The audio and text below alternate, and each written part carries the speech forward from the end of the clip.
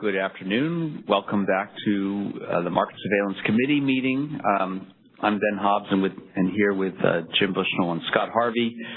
And this afternoon we have 3 items. And first, Danielle Tavel is going to be telling us about intertie deviation settlement. This is something that's on a fairly fast track in terms of perhaps going to the board this coming winter. And looking forward to hearing what you have to say, Danielle. Thank you, Dr. Hobbs. Oh, I'm sorry. Forgive me, Danielle. And I'll ask if folks who have questions, if whether on the line or in the room, if you could identify yourselves so that people know who's talking. Very sorry, Danielle. Go ahead. Like Dr. Hobbs mentioned, my name is Danielle Tavel. I'm the Policy Development Data Analyst in the Market and Infrastructure Design Policy team here at the ISO. And today, Brad and I are going to discuss the intertie deviation settlement on behalf of Megan Pogue, who's the policy lead. She's out on vacation right now. So today, let's cover a bit. So I'm going to talk a little bit about the background and then get into some data analysis, and then Brad's going to discuss the proposal. So as far as background goes, the purpose of this initiative is really to incentivize the delivery of the awarded energy on interties. So right now we're seeing that when interties don't meet their cleared market schedules, there are impacts to grid stability and market pricing.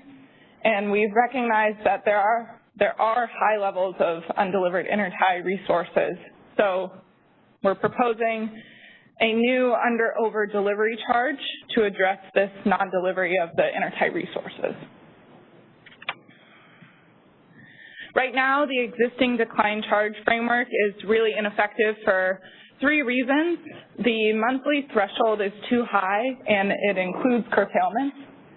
Charges only apply to hourly block resources, and the charge does not account for decline decremental schedules. The proposed delivery charge will incentivize the delivery of the accepted awards and minimize the impact on real-time pricing because of this undelivery. So if we get into some analysis, here we're looking at the decline charge cost versus quantity. In the blue bar, which we see on August 2017 and May 2018, is the decline charge. And if we take away the existing threshold, we see the potential decline charge that could have been applied in orange.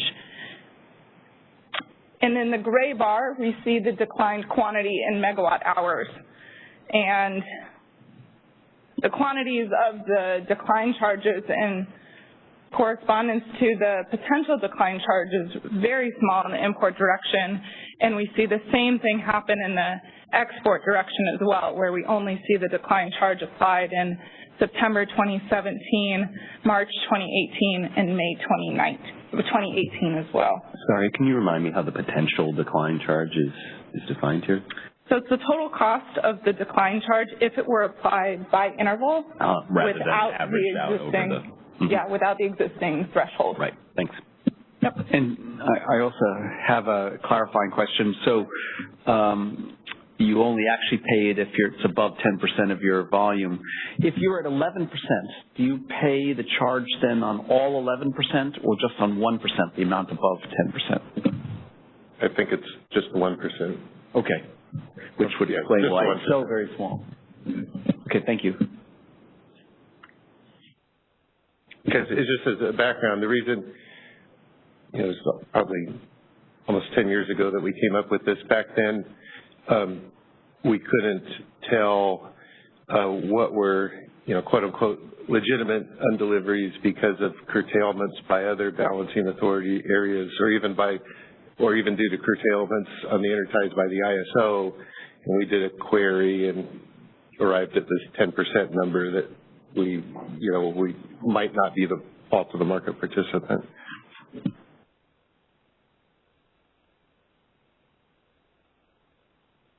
So this next chart shows the total volume in megawatt hours of the undelivered intertie resources for July 2017 through June 2018. And we've broken this down into 3 different categories.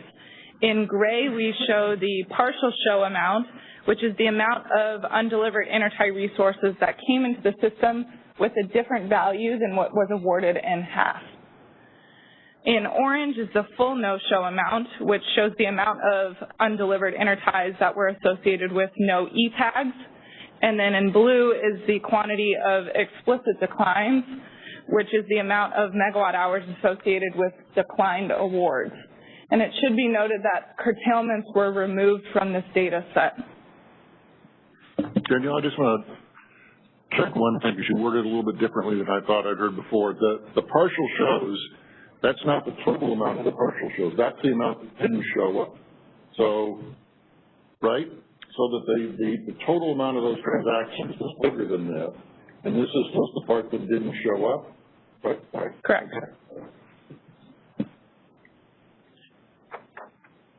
So this chart is similar to the last one, but we've combined all three categories here, and we're showing the range on an hourly basis of the total undelivered quantity.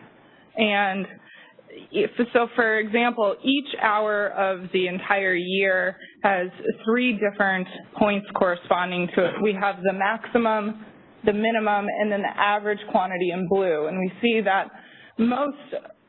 the largest quantity of undelivered interties occurs during the evening peak hours. So this is really where we need to account for the most uncertainty in accounting for the undelivered interties. We decided to take a little bit deeper dive into looking at the undelivered interties, and we chose to look at a stress period on the system, and we looked at the period of August 28, 2017 through September 3rd, 2017. And on September 1st and 2nd, we saw record temperatures for the year of 2017. And coincidentally, we see the largest quantities of partial shows happen on those days as well.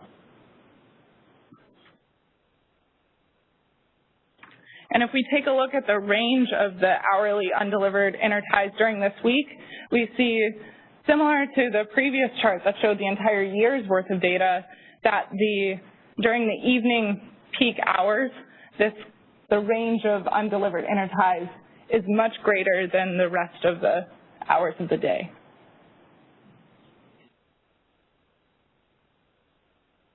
And taking this analysis a little bit further, we wanted to see if we could draw some conclusions between prices and the quantity of undelivered energy. So we decided to take a look at one particular location on the system. For this example, we chose knob prices. And here we have in blue the average ISO 15-minute market prices at the knob bilateral hub. In orange, we have the average ISO RTD prices at knob, and in gray, we have the average PowerDex prices at knob. And it's interesting to note that in the beginning of the morning ramping period and at the tail end of the evening peak, RTPD prices, or the 15-minute market prices, are greater than the RTD prices. And also interesting to note that during the evening peak hours, prices are much higher than the rest of the day, and we see that the quantity of undelivered interties is maximized during those hours as well.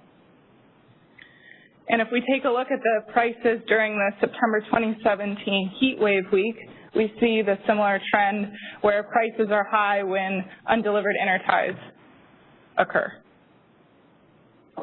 And that's all I had, so I'll take any questions.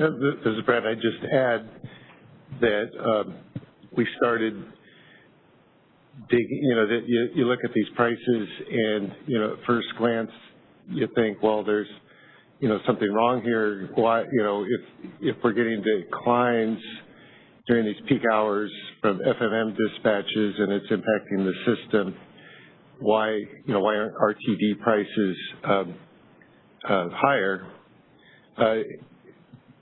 We started taking a more granular look where we're looking at the 15-minute prices compared to the RTD prices, and that more granular look may show something different than the averages. And we're not quite. I don't think there's a firm conclusion yet. So in other words, you're thinking the RTD prices like in the later intervals of an hour or of a 15-minute period are going to be higher? Well, yeah. And remember, if you decline a dispatcher, don't just yeah, actually, the term decline. I don't remember, so I was hoping you could walk us through that settlement. Yeah, and I'll show you in my presentation. Okay. But you're not dispatched in the 15-minute market for the full hour, and so we want to investigate further. So the settlement implications aren't for the full hour. They're for the for the specific 15-minute interval, and we might be losing something in these averages, which are averaging in hourly prices. So we're going to take a further look at that. Yeah, I guess when you put these pictures together, is it with a mind towards trying to see what the impacts on CAISO prices are from the declines, or are you trying to sort of unpack the incentives of firms to decline or just not tag? Or was it a mind to both? Like when I stare at this picture and see the blue line above the orange line, what punchline are you taking away from that? I think we were looking at both the incentives, reasons why they might, and then the incentives, how the pricing is working between FMM and RTD.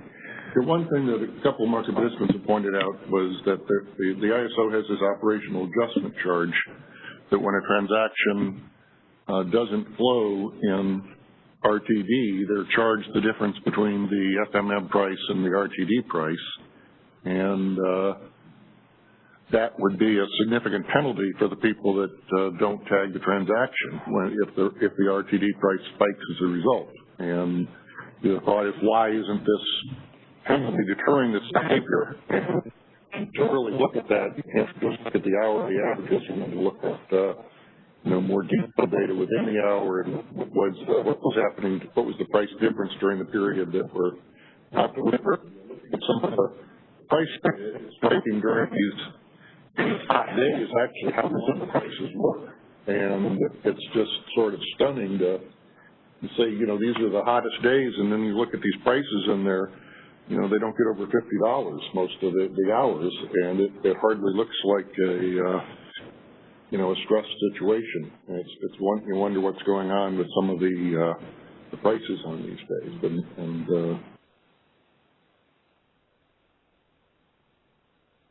Well, the July ones are in the $50, $60 range, but this one heat wave is up around $250. Well, I mean, if you look at that day by day, you don't see that. Yeah. I mean, you look at September 1, I have the numbers here, and I was 6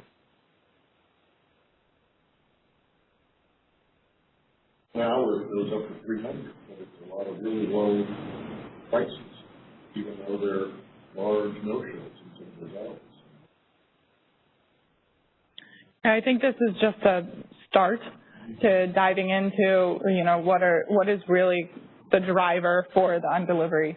And looking into the prices is just one way we can go about doing that, but I do think a little bit more work needs to be done we're masking some of the granularity by averaging. So looking closer at day by day what's really happening should illuminate things. Yeah, since, the penalties and the changes we're talking about seem on point, but it'd be good to understand, since they're similar to what we have in place now, why the current, price incentives aren't having the intended effect.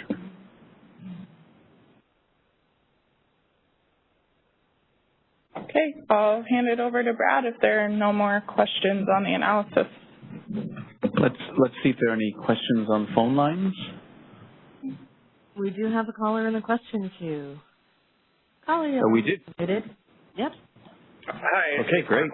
Hi, it's Mark Coleman with PowerX. I think this is a great data analysis, maybe just to share our perspective, and we've talked about this in the stakeholder process and in our comments. There are, when you unpack the data, there are reasons why you see the prices don't spike. For example, if an entity sells an hourly product, whether it's day ahead or in the HAS process, and doesn't show up for the whole hour, so they're exposed to the 15-minute market, what you can often have is you can often have over-procurement through load biasing, et cetera, that can result in the RTD price, for example, being suppressed because the operators see that they expect that they might be short, they might get a high amount of undeliveries, so they bias the load up to compensate for that.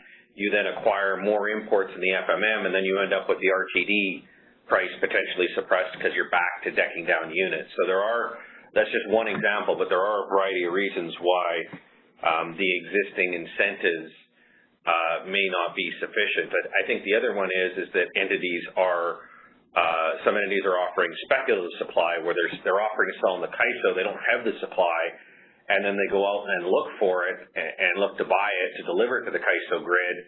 And most of the time they may be able to acquire it, but when it's tight in the CAISO grid, it's often elevated temperatures or challenging conditions outside. So when it really matters most, they can't find it, and maybe they do lose money on the one day, but if they're able to deliver 19 out of 20 days, but 1 out of 20 they're not able to find it, and that's when it really matters, they still might be making money on average. So I think unpacking it a bit, we do see incentives as to why just charging the FMM or the RTD price is not sufficient to discourage behavior that can, at the extreme, jeopardize reliability.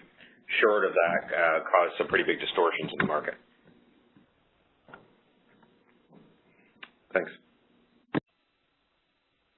Thank you, Mark. Operator, anybody else? No, not at this time. Okay. So we've got one question. Steve King from Navigant. This is just on the data. I'm assuming that the non-powered X price is the hourly bilateral price. Is that day ahead or is that real time? It's hourly real-time price. Okay.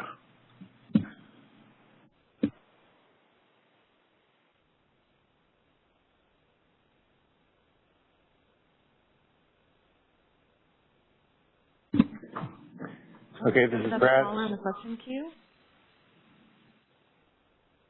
There's another caller? Yes. Okay. Brad, if you can hold off just a second. Please go ahead. Hi, this is Meredith Alexander from SMUD, and just a question about the data presented in the past few slides. At our previous stakeholder meeting, you had discussed removing data for reliability curtailments from interties where a VA had a valid reason to curtail for reliability. I was just wondering if that data was still included in this presentation or if those curtailments have been removed. Thank you. So thanks for your comment. So all curtailments have been removed from this analysis that was just presented. Great, thanks. Okay, thank you. Brad?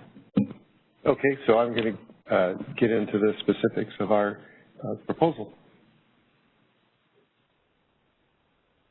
Okay, so there's a few main elements of our proposal that are changes from the current way we do it.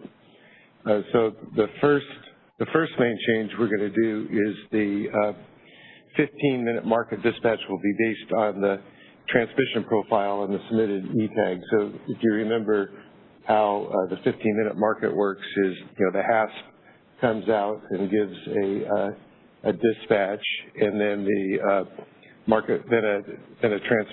the transmission portion of the E-tag with the transmission profile filled in is due by T-minus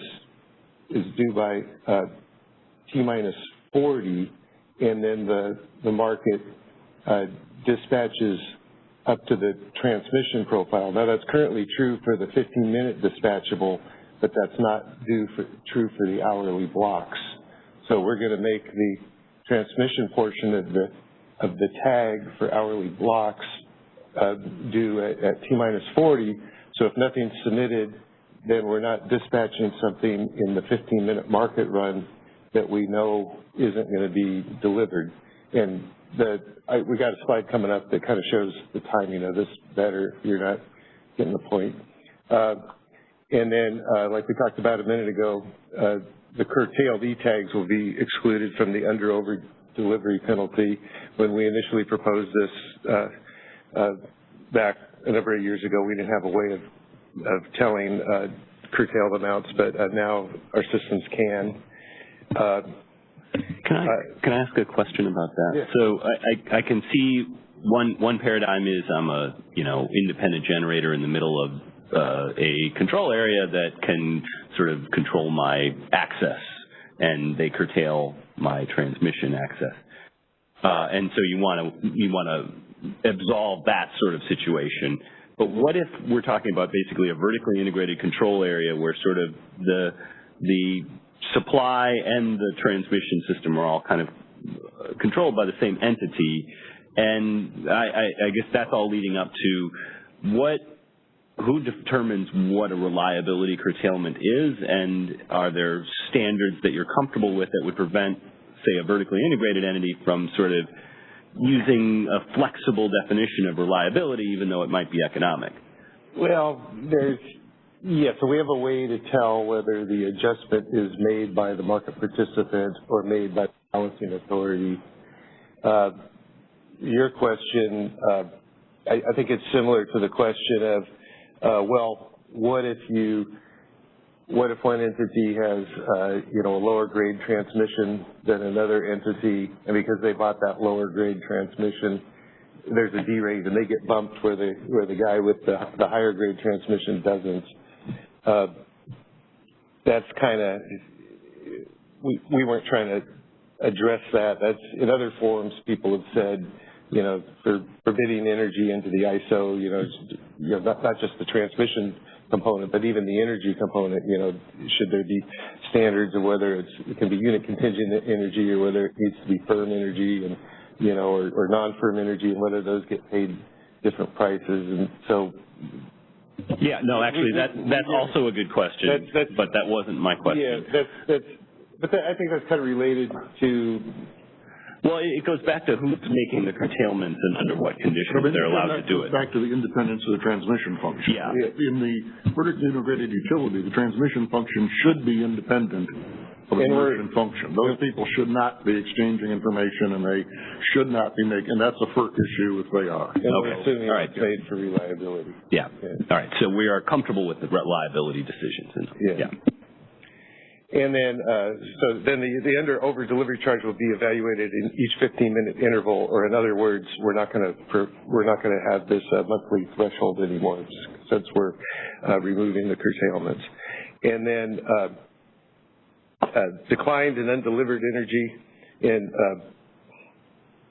and watch me because be careful as I go through the rest of this, because in our proposal we've declined energy has a specific meaning versus undelivered energy, and I tend to call everything declined. So checking on what's going on, but by declined we mean they hit the decline button in ADS and say they're not delivering the energy, and by undelivered we mean no, they didn't do that, but then they didn't tag it later on. We're proposing the penalty or the charge be 50% of the maximum of the FMM LMT or the RTD LMT with a $10 a megawatt hour minimum. Currently, that's a change from the current, which is based on the RTD price. Okay, just to clarify, so this would apply to schedules that clear HASP and are just not tagged at all as well? Yes. Okay. Well, if it's through HASP and isn't tagged, then it wouldn't run in FMM, right? So right. T-minus 40. Hold that thought till the next slide, and to be clear. So, like I said, the difference that we're proposing now is that now we, if you clear HASP, if you clear HASP, we dispatch you whether or not we had gotten a tag at T-minus 40. So the difference is the transmission profile is going to be due at T-minus 40. And then the market would dispatch you to the minimum of your HASP schedule what you accepted in ADS or the transmission profile you submitted. And then, that's true for the first two intervals. After the first two intervals, because the market run is kicking off after the final tagging deadline is a T minus 7.5, then the last two intervals, the dispatch is solely based on the E-tag energy profile. But the big change is if you don't submit the tag, or if you don't submit the tag the transmission tag at T minus 40, then we're not going to dispatch you. Then we have the opportunity to at least try and dispatch a 15-minute dispatchable resource. And then the over delivery charge will be calculated using the half schedule as a reference point. So for hourly blocks, it's going to be the absolute value of the half schedule minus the after the fact or the final energy profile in the E-tag. So if you get a dispatch, you submit a transmission profile. I should probably save this for the next slide. But if you get a half schedule, you don't submit a transmission profile, you won't be dispatched, you'll get the charge. But then if you do submit a transmission profile, if you don't submit a transmission profile, you won't be dispatched. If you do submit the transmission profile and you're dispatched and you don't tag it, you'll get the penalty also, because the final penalty is based on the energy profile. And I think that's clear on the next slide. And then I should have mentioned then another change is currently this decline charge doesn't apply to 15-minute dispatchable import bids. The change is that if you cleared in HASP for a 15-minute bid and then you don't submit a E-tag transmission profile for the amount you cleared, then the decline charge will also apply.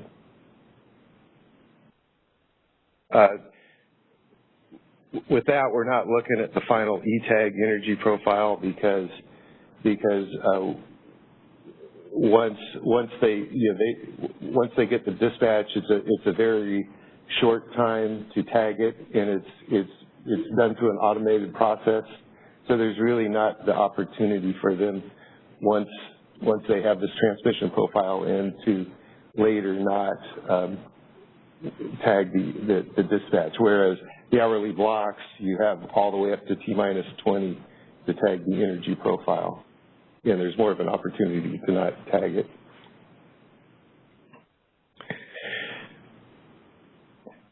Okay, so this goes through some of the impacts and the timeline of what I've been talking about. So, if you look at the top row, you got a half schedule. At T minus 40, you submitted your transmission profile. At T minus 20, you submitted your energy profile. That's that top row. It's yes, yes. And then, so these various swim lanes here are the FMM schedule, the RTD IIE settlement, or what Scott was referring to a minute ago as the operational adjustment, same term for the same thing. And then this lower row is the YODOC, the over delivery charge. So you submit the transmission profile at T minus 40. You submit the energy profile at T minus 20. You're going to get an FMM schedule for each of the 15-minute intervals. It's tagged, so there's no IIE settlement and there's no penalty. So going down to the second row, then you don't submit a transmission profile. Well, if you don't submit a transmission profile, you're not going to get an FMM schedule. There's actually been nothing for you to tag. there would be no IIE settlement, but then the penalty would apply for the entire hour. And, you know, the idea is, you know, these are hourly resources we're relying on that cleared HASP, and then if you submit a bid, you cleared HASP, and then you don't tag it, we don't have an opportunity to go back and redispatch something else. And also, well, we have an opportunity to redispatch 15-minute resources. We don't have an opportunity to go back and dispatch hourly resources, but there's no energy settlement, and so the penalty applies. And then finally, the final situation is you submit the transmission profile, but then at T-minus 20, you don't submit the E-tag. So what happens then is the 15-minute market dispatches you for the first two intervals. There would be an operational adjustment or the RTD IIE settlement for those first two intervals, but we would also apply the penalty for the full hour. You know, as I went over a few slides ago, the penalty is based on the final E-tag the final energy portion of the E-tag. Maybe pause there for questions. Anyone have any questions?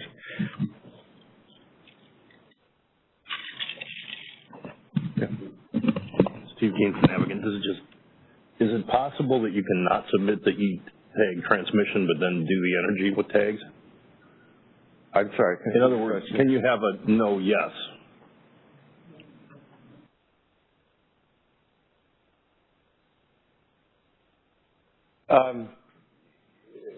There is the possibility to submit energy profiles in excess of, no, well, we're not going to, there is a possibility of submitting energy profiles in excess of your award, particularly if you're an import that's being decked and you decline the deck. So that's why we're proposing to revise the formula to address both under and over delivery. So if you over deliver, you also get the penalty.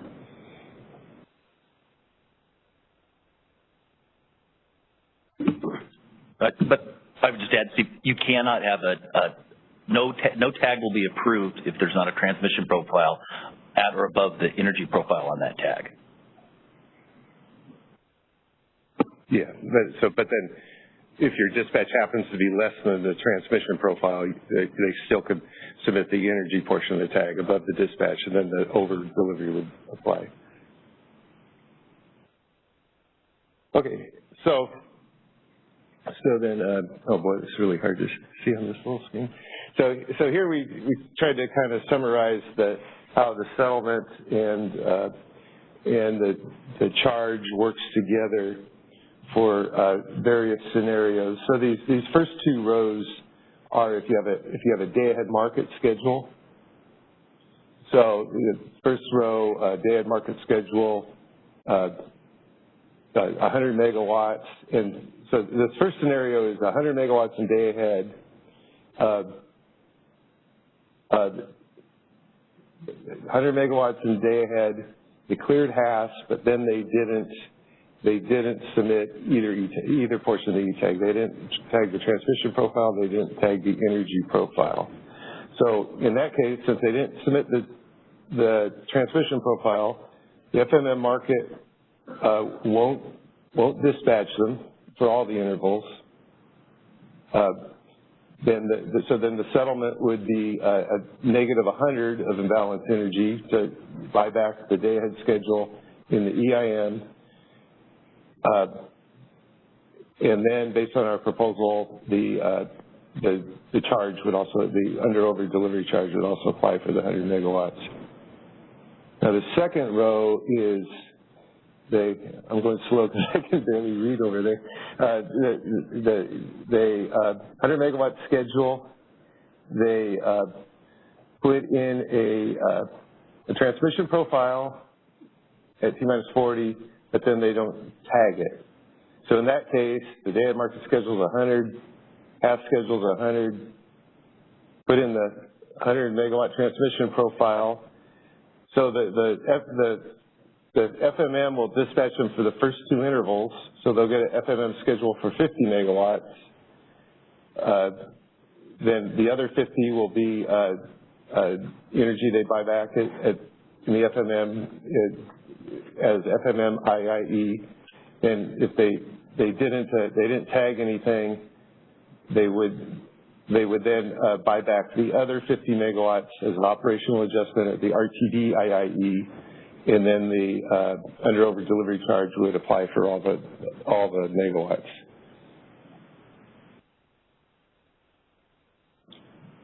And these last 2 scenarios are no day-ahead schedule. That's just a small. The last 2 are no day-ahead schedule, but you just get a HASP. You just got a HASP award, an incremental HASP award. So the first one is they didn't submit any tag. So in that case, nothing's dispatched, and the 100 megawatts of the penalty would apply. So, and remember now, this is different than our current market. So in our current market, if the same thing happened, we would try and dispatch them for the first 2 FMM intervals. So have that 50 megawatts they'd have 50 megawatts that is dispatched at the FMM, and they'd buy back 50 megawatts at the RTD. And then the charge currently only applies in the last 2 intervals where there's no energy settlement. And then the final one is similar to the second one, the day ahead. They submit they get a HASP award. They put in the transmission profile, and then they don't tag it. So we dispatch them for the first 2 intervals. So there's 50 megawatts of FMM IIE, and then 50 megawatts that's bought back at the RTD, and then the charge would apply for all the intervals. Okay, sure. Operator, can we take the question on the phone, please?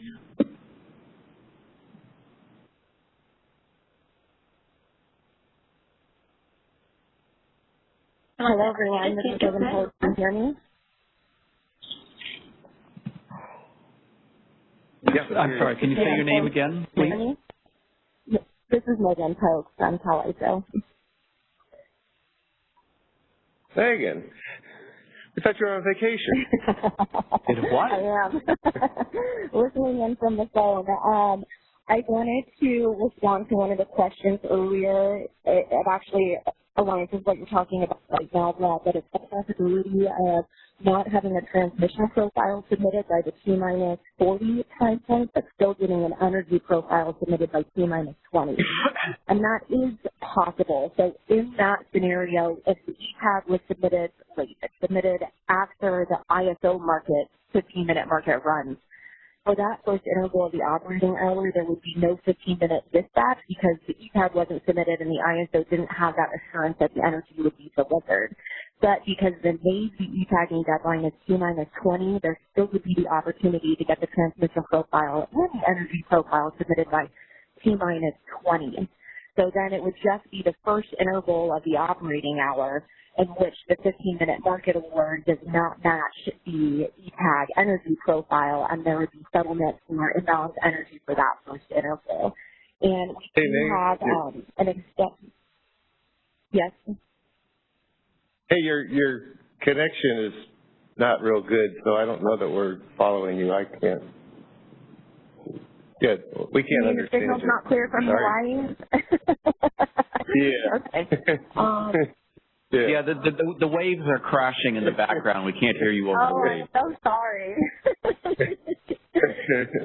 Okay, then the short answer is, to answer the question from earlier, yes, that is possible, and I have an extended version of this spreadsheet that Brad is viewing on slide 18. We will publish that. We're aiming for next Wednesday, and that will explain the scenario of not having a tag in place by T-40, but getting the tag in place by T-20, which is a possible outcome.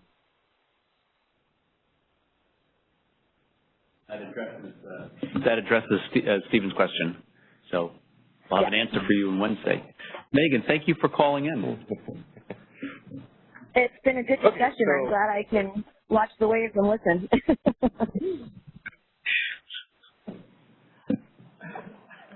So like I said earlier, we're proposing that they charge the 50% of the maximum of the FMM or the RTD LMP with this $10 megawatt hour minimum. Excuse me.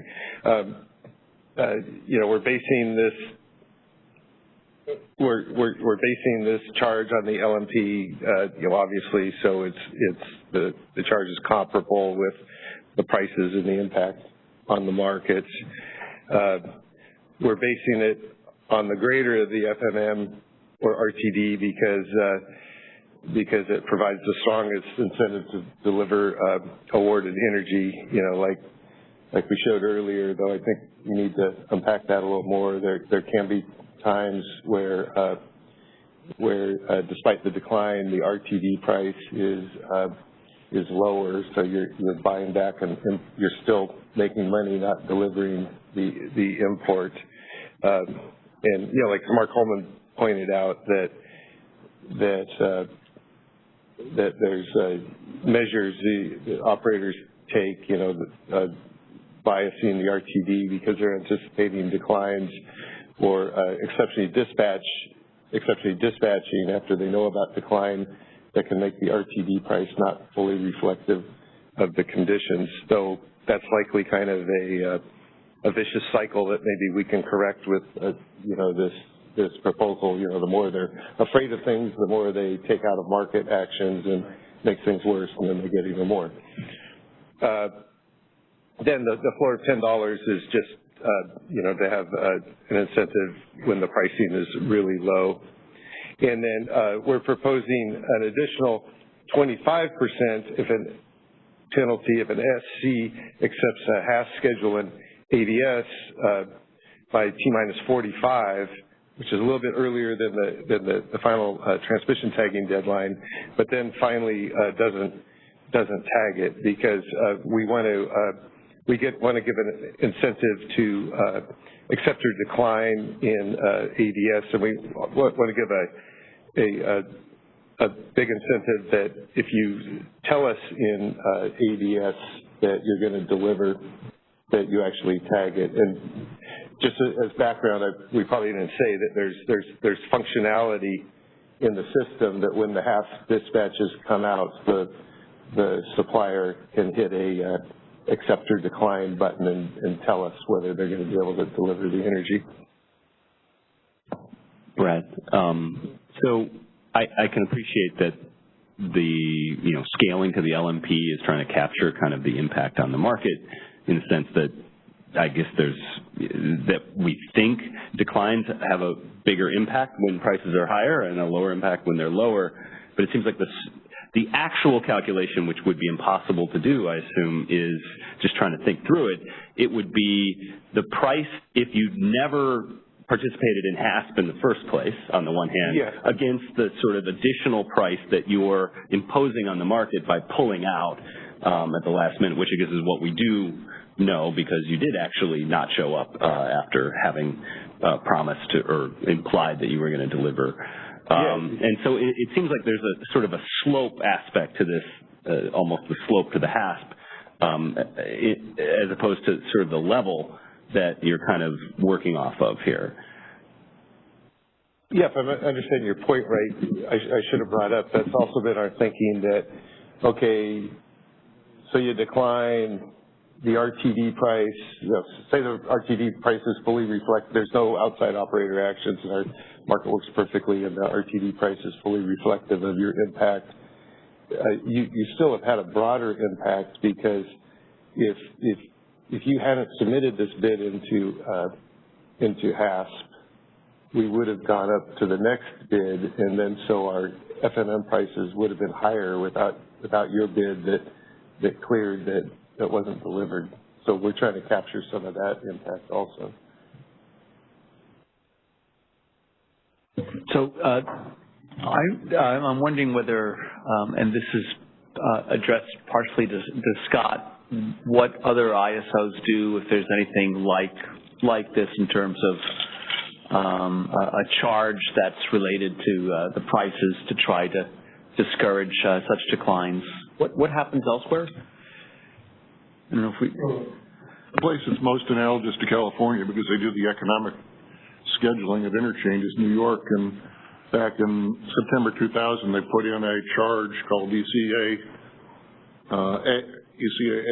and it basically charged people whose transactions failed checkout for reasons that were within their control, the difference between the hour ahead price and the real-time price, and that would reflect the idea of the impact of their not showing up, so that if it led to a price spike, they'd get a high penalty. If it had no impact whatsoever, they would get not much of a penalty.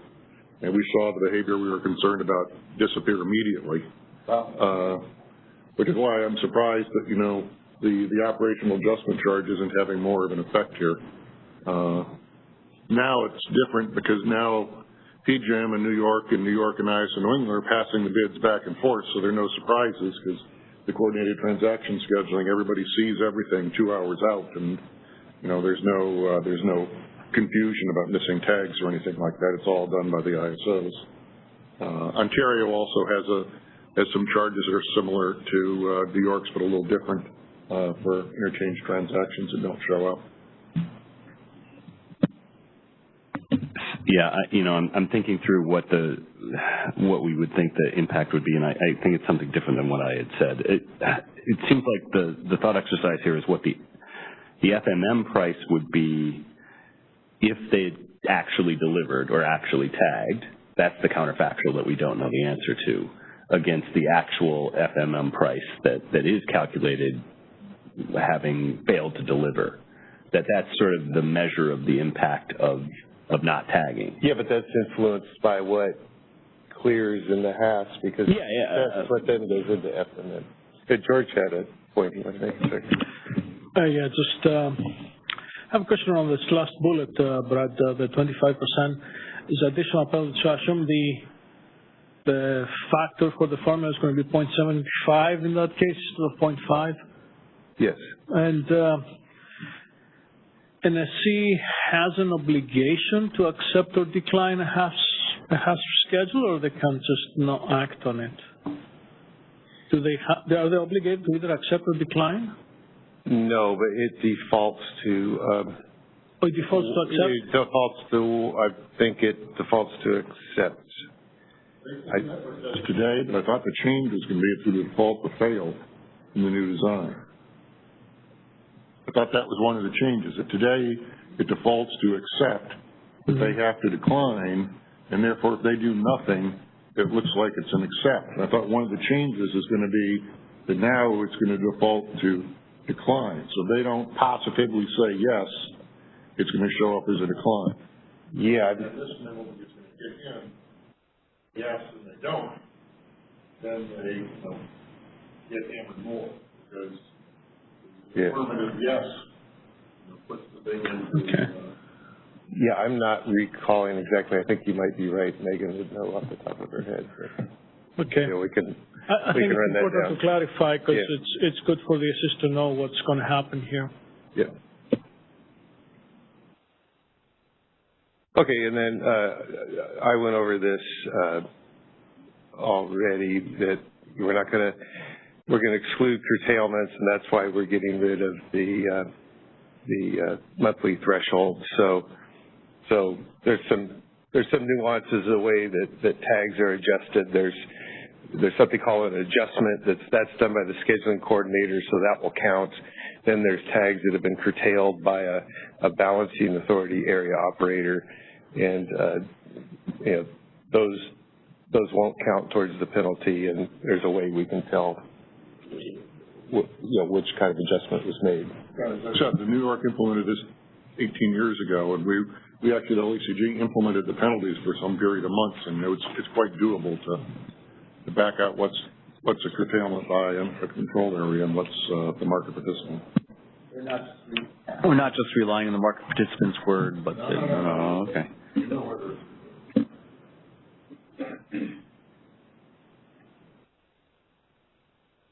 Yeah, this was from Dan. So yeah, I have a question from Dan Williams, though I'm not, maybe Dan could get on the phone, I'm not really understanding his written question.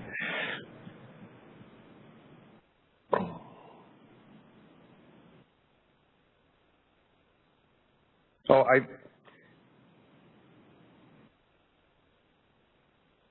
think I do understand it. Okay.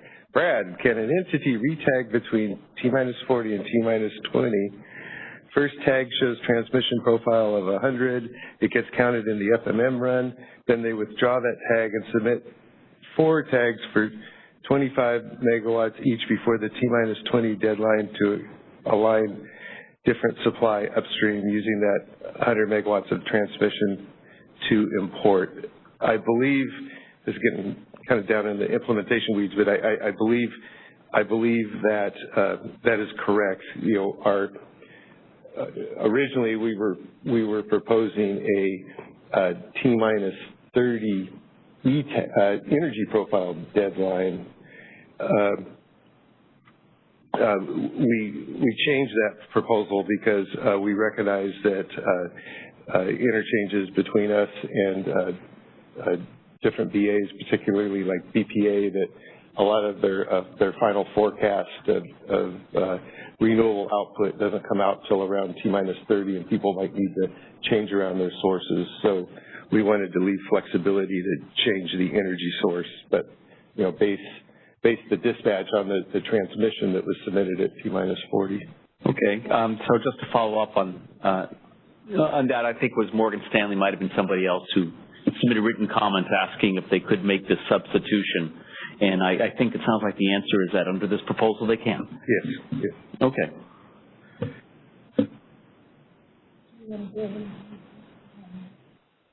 Sure. Go ahead and put Dan through, please.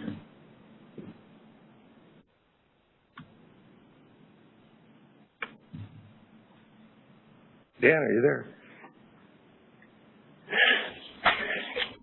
Dan from CES, and you answered my question. It was just a matter of making sure that someone could show that they have the transmission, they fully intend to deliver, they just need that extra time to do some splitting up of the supply on the multiple tags, and it sounds like that is the case, so thank you.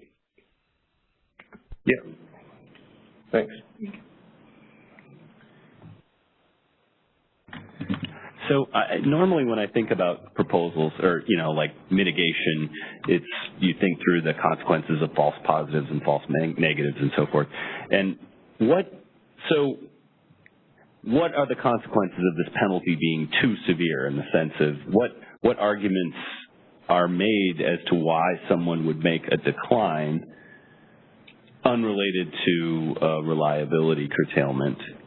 Yeah, I think. Is there any kind of behavior we would discourage that we actually would worry about discouraging, or is this all just bad behavior that we were trying to discourage? Yeah, I think we want to come up with something that's reasonable. You know, you could say, I'm going to make it $1 billion penalty, and we're going to get every last megawatt hour that's bid into our market. But if it was $1 billion penalty, we probably wouldn't get many megawatt hours, you know, bid into our market. Risk would just be too high. So, you know, we're trying to, I think that's the risk. You make it too high, and then we're also trying to make sure that the penalties, and, you know, and not just the penalty, but the penalty plus the imbalance settlement makes sense between different markets, because we don't want to create you know, incentives to either, you know, not schedule in the day ahead or not schedule in real time, or one or the other. Make sure that they're fairly lined up.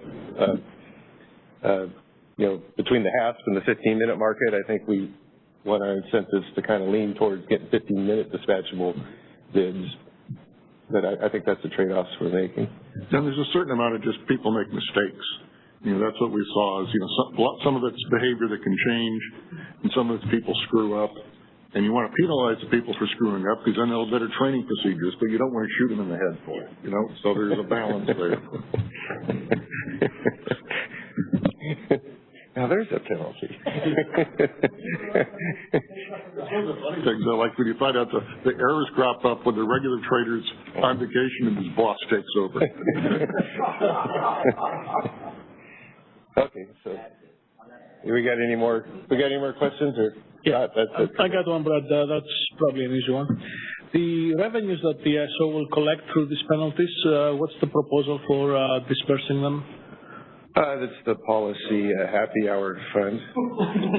It's to demand, meter demand? Yeah, metered or measured to demand. Like, okay.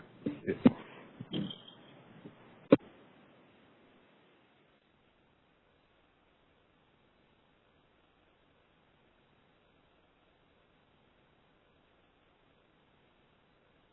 Quick question. So in the proposal, there seemed to be some question about what happens with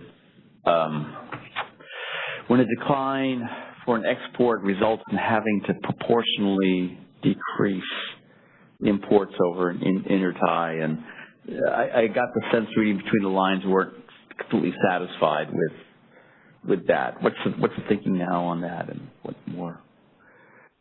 Might something emerge on that issue that's different than what we see? So we're applying this. One change we're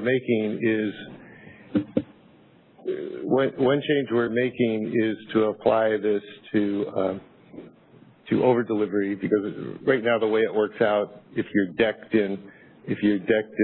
an IFM schedule and you're decked in HASP, which is essentially dispatching an export in HASP. If it was an export dispatched out of the blue in HASP and you didn't deliver, you'd get the decline charge. But if your import's decked, it's not subject to the decline charge.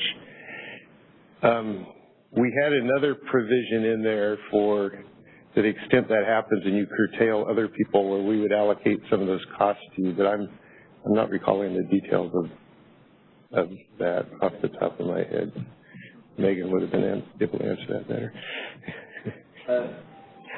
One other quick question. So there's no intertie bidding for EIA. Just be curious whether there's any interest in having that capability in the future.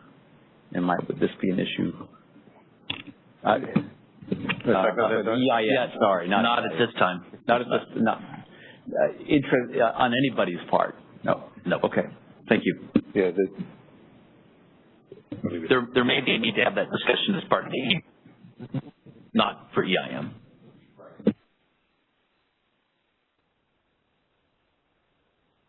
Thanks very much, Daniel and Brad. So we continue to be on time, and the next item is, I saw Carl. Yes, it's SANTA, since it's December. Sorry, SATA, Storage as a Transmission Asset.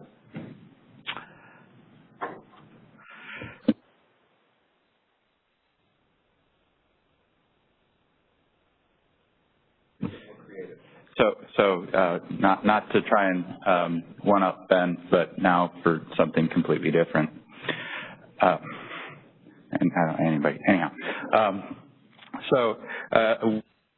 We've come here before on storage as a transmission asset, and this is just speaking just to kind of level set and get everybody back up to speed on this. This is a unique initiative in the sense that it's really one of the first of its kind that is looking both at storage as a resource for market participation and as a transmission asset. So trying to figure out how to allow a resource to play in both sides of the market, which is to say as an approved transmission asset, but then trying to utilize opportunities when it's not needed as transmission to reduce the transmission revenue requirement that's covered by ratepayers by getting some opportunity to participate in the market and using those market revenues as an additional means of cost recovery. So first off, the scope of this initiative is really focused on kind of the after transmission planning process determines that there is an identified transmission need. So we've really limited the scope here to that if it's selected for cost-based service for transmission service, we have had requests from stakeholders to really reopen our transmission planning process to talk about how we look at and think about our transmission needs. We have tried to remain indifferent as to whether or not they're storage as transmission is connected at the transmission level or the distribution level. Our big concern there is we need to have full control and line of sight to the resource. We need to know that somebody coming home from work on a Thursday afternoon and running into a pole is not going to leave us in jeopardy of maintaining our transmission reliability needs. Having said that, we are trying to, as I noted, keep the transmission planning evaluation methodologies. Those are well-established, well-operating procedures. We're trying to keep those intact. We see those as beyond the scope. Along with that goes the competitive solicitation framework. That's phase 3 of our transmission planning process for those of you that are not readily or actively engaged in that process. Again, as we typically do, try and stay out of the cost allocation for the cost-based revenue requirements. Again, we're trying to keep the determination of how the TAC and everything is determined consistent with policies as they are today. And then finally, the resource adequacy value of the resource. The theory behind this is simply that to the extent that we are building additional transmission assets, they may have an impact on our local capacity requirements. And that is the value that they provide in terms of RA. So if they reduce an LCR requirement, then that is basically their contribution to that. To then turn around and count them again for resource adequacy would be double counting the resource. We've tried to be specific about the limitations of what we're contemplating for storage as a transmission asset, which is to say we're not looking at it as trying to have every single storage resource provide a transmission as a transmission asset. Our preference, quite frankly, is that first and foremost we prefer these to be procured as market resources, which is to say we prefer them to run through the LSE and or LRA procurement processes. For example, the CPUC running through either the resource adequacy procurement and or the integrated resource planning process. So again, we're trying to keep storage resources on that side of the fence, with the exception of these 5 narrow exceptions. Carl, I understand that there may be an ISO paper coming out soon that will be addressing these issues and talking more about, when the circumstances under which storage should be one or the other. We are trying to provide a little bit more detail about how we're assessing those, and thank you, Ben. I can tee this up now. The plan right now is our schedule is for Monday release. We are probably running a day or so behind on that, so we're actually probably looking at a Tuesday release for the paper. Originally, it was contemplated as the draft final proposal. However, this initiative has turned out to be a bit of an onion in the sense that we just keep peeling back layers, and there's more and more underneath there. So, a little bit of crying, a little bit. Not a lot of tears. We're holding it together by and large. But again, it's just as we think we've kind of got everything nailed down, we find out that something new is opened with each policy change we make. Because again, the fascinating piece on this initiative is, as I've been to conferences around the country, I found out that this is kind of the initiative that a lot of the other ISOs are kind of tracking and following. And so there's no pressure or anything on us. We'd kind of like to get it right. So again, it was initially supposed to be the draft final proposal. We are going to make it the 3rd revised straw proposal. We'll talk a little bit more about why and some of the questions that we've uncovered as we've peeled back the onion, and we'll look to get a little bit more input from the MSC both today and in subsequent meetings. So no surprises on next week when it is not the draft final proposal for anybody listening in. So again, when we're looking at storage as a transmission asset, we really are trying to keep this a bit more limited, and we've had some insight into maybe how to think about this from recent Ferc decisions and past Ferc decisions, but again, it's kind of an evolving process. But from our standpoint at the ISO, first and foremost, it has to provide a transmission service. Voltage support and mitigating thermal overloads are the 2 primary ones that both the ISO and Ferc have noted. It's important to note here that when we say providing a transmission service, we're not looking at storage as providing substitute capacity and or generation to alleviate congestion or to look like it's alleviating congestion. as a transmission service. That is, again, a market-based service. It's simply taking one resource that may be more expensive and providing a cheaper alternative. That's not what we would see as we move into the next bullet, under the economic-driven needs that we identify, because, again, the big part of economic needs is relief of congestion. So, again, in any event, the storage resource would still have to be the more efficient and or cost-effective solution to meet the identified needs. So in this instance, we want to make sure that we're not just choosing a storage resource simply because it's there. If the wire solution is cheaper, the wire solutions will still be chosen. So it has to still meet the same cost-effectiveness standards. Back to the congestion, it has to increase the capacity, efficiency, or reliability of an existing transmission facility. So again, not simply to provide replacement generation, it actually must enhance the transmission system. And then finally, to the extent that it's a regional transmission project, it does have to go through the same Phase 3 competitive solicitation process that we mentioned earlier. So having laid the groundwork now for kind of what we're thinking about the scope and what we think falls into the storage as transmission asset and kind of what doesn't, some of our biggest questions that we've had come up, and not surprisingly, in the cost of service and cost recovery space. And we've tried to build from a very conservative base and work our way up to something that's a little bit more flexible and provide options. And what you're seeing here is going to be the direction we're moving in the paper that's going to be coming out next week. Some of these options have been around for a little while. Others are refinements to that which we've had or expansions of that which we've had. And then finally, some of them are just plain new. So we'll talk about each of these for a minute.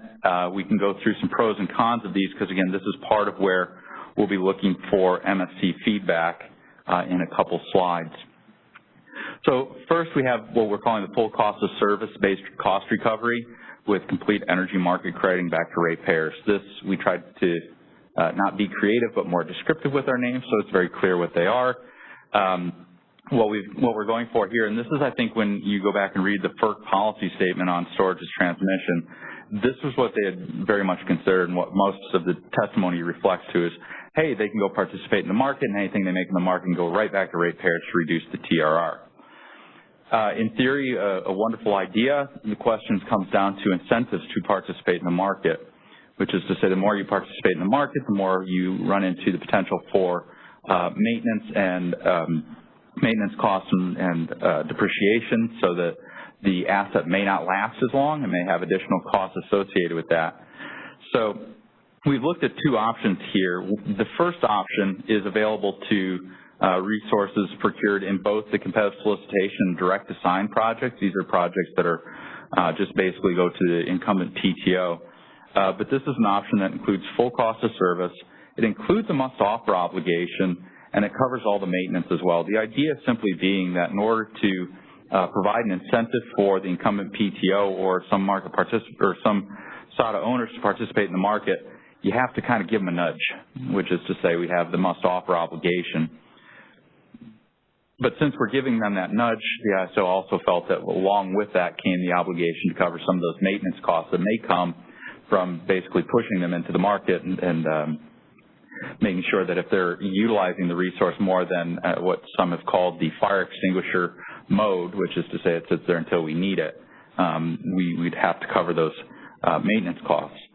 The second option has no must-offer obligation. I'm sorry, Carl, this Ben, if I can interrupt. So just to make sure I understand what's included in maintenance costs. So a very important cost associated with using some of these assets like batteries is a shortening of lifetime, especially if you deep down.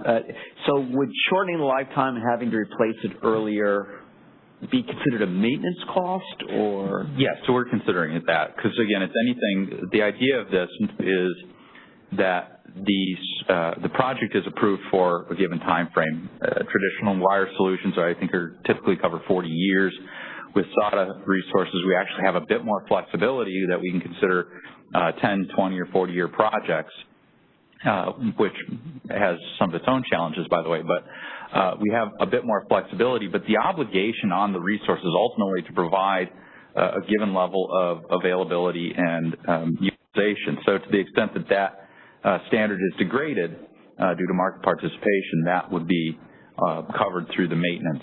We're generally just keeping that all under that. So if you wind up having to replace the fire extinguisher, batteries after 5 years because they've been cycled a lot or cycled a bit more than anticipated rather than say 7 or 10. That's right. Then that would be included in the cost of service. That's right. And that's helpful, Ben, to put in contrast of option 2 where it would not be. That option is only available to the entities that are coming in for the competitive solicitation process, which is to say, we're not going to put you and force you to go into the market. That's the option you came into with the competitive solicitation process that where competitive forces landed and said this is the lowest cost option for resources if it's selected. So we're not going to push that into the market with a must-offer obligation. Having said that, if they elect to go participate in the market, the ISO is proposing not to cover those same costs. So they do so to the benefit of ratepayers in that instance, but risk having to cover their additional maintenance costs. So, yeah, I had a question about, well, I guess a couple questions. So first is this idea of a cost of service. So apparently option 1 is not for competitive solicitations. Is that what you just said? No, option 1 is for competitive solicitations. For example, an entity can come in and say, utilize that as what they would, the preferred cost recovery option would be. It would be associated with the offer obligation. Originally in our last proposal, we had discussed keeping that limited to the direct assign projects. We are changing course on that though, simply because if somebody likes to do it, we really didn't identify a reason to put that limitation in place. Well, so I guess when I think of cost of service, I think of a kind of regulated monopoly, and there's an audit of costs and things. If it's a competitive solicitation, is basically the bid considered the cost of service, or are the terms of this competition defined in terms of there's a capital cost and that's applied to a rate of return and so forth, or is it just a flat number that people are bidding in this competitive? No, there's, again, when you look at these, you see some of the different levers that entities could pull in any competitive solicitation. What is the cost of service? What is the rate of return on equity? What is the overall, basically the TRR that I need to recover? How much my total cost of service in this instance do I need to cover versus how much I think I can have covered through market participation? So these are all simply options. When they ultimately come through into the phase 3 competitive solicitation, there's a collection of criteria that we go through. I think Neil Miller and Debbie Levine have said it's a list of, I think, 50-some criteria that we go through to determine the creditworthiness of all the project sponsors, make sure they're creditworthy, and then try and figure out and assess to make estimates of costs, who's putting in firm cost caps into their bid. There's all sorts of different aspects to that competitive solicitation process, so it's not just 4. There's my number. Okay. I guess I'm just thinking ahead to your second bullet here and how one would sort of evaluate bids from a bid that says, here's my number, and I'm going to keep all the energy revenues versus one that might have a higher number, but the ratepayers get the energy revenues that, as of now, we don't know what they are. Yeah, and that's, Jim, you're really hitting on one of the big questions that we've gotten from our stakeholders, and we've tried to provide a little bit more clarity into the process once you get into phase 3 of how we would assess those. And again, cost is one component of that ultimate determination. For example, if somebody comes in and says, my costs are really, really low, we can look at that and say, well, I don't think they're reasonable. B, you're not applying a cost cap on them. C, you're not very creditworthy. So what good are your cost estimates? And so the ISO could bypass that bid and go to one that meets the other 49 criteria much more strongly as the preferred solution in this instance. And that, again, is how our phase 3 TPP process works today. That's all part of that evaluation process. Okay, that's helpful. I guess my other question was had to do with the must offer itself. I'm trying to remember how much of a handle do you think we have on what a must-offer obligation for a storage asset should look like? Ooh, thunder has been stolen. I remember agonizing over that, it seems like. Yes, yeah, we have been agonizing over that, Jim. So more specifically, we've started to look to the idea of what would that opportunity, or what would that must-offer obligation look like. I guess what I'll do, instead of getting into it, Jim, can we table that for a moment? Yeah. Because it's a very important question. It's the crux of part of what we want to hit on today, but I also want to provide a little bit more context within which to answer the question. Any other questions before we move on? Okay, great. Thank you. So with the idea that we kind of branch out, and again, I've mentioned that there's levers that each entity bidding into the competitive solicitation or for some of the direct assign projects that they can pull in their bid submission into the TPP. On this one, we also offer a partial cost of service with full retention of energy. So again, the idea simply being if you think that you can make back some of your cost of service through the market revenues and even do better by hanging back and saying, I'll take less than my full cost of service, and you'd have that opportunity to retain all of those energy market revenues instead of giving them back to ratepayers, simply because ratepayers receive the TRR benefit up front in the simple fact that the initial TRR is lower than it might otherwise be if the full cost of service is sought. Then 3 and 4 are, I think, again, variants on 1 and 2 in some ways, in the sense that option 3 is a full cost of service with partial market revenue sharing between the owner and the ratepayer. The idea here is simply that the ratepayer's TRR kind of is what it is, and to the extent that we can have any energy market revenues coming back to lower that, the ratepayers would be better off from a transmission side, and then to this extent that they are potentially paying the same or less for the energy portion or the market participation portion, they are better overall. So again, while it looks like the transmission owner in this instance or the SADA owner in this instance makes out like a bandit, it's also true that there are potential ratepayer benefits in this instance. Now, the sub-bullet here is something that's new that we're exploring for our third revised straw proposal. Previously, we had limited the direct assign projects to option 1 with the must-offer obligation. Right now, we're also contemplating whether or not the direct assign projects should have the opportunity to have this split.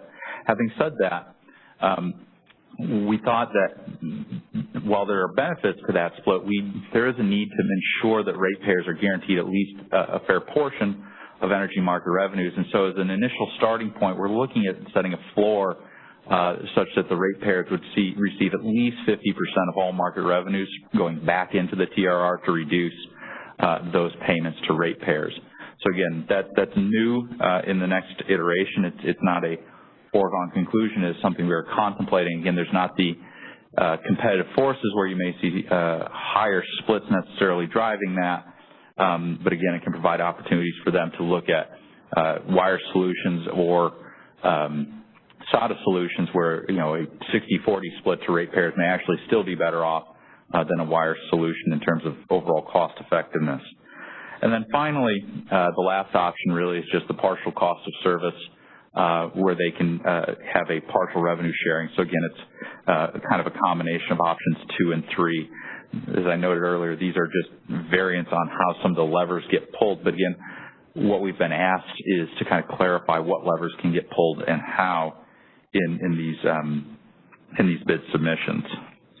I'm going to pause here for a minute just to see if there's any other questions on the cost recovery options before we talk about one of the other major aspects of the proposal and then get into questions.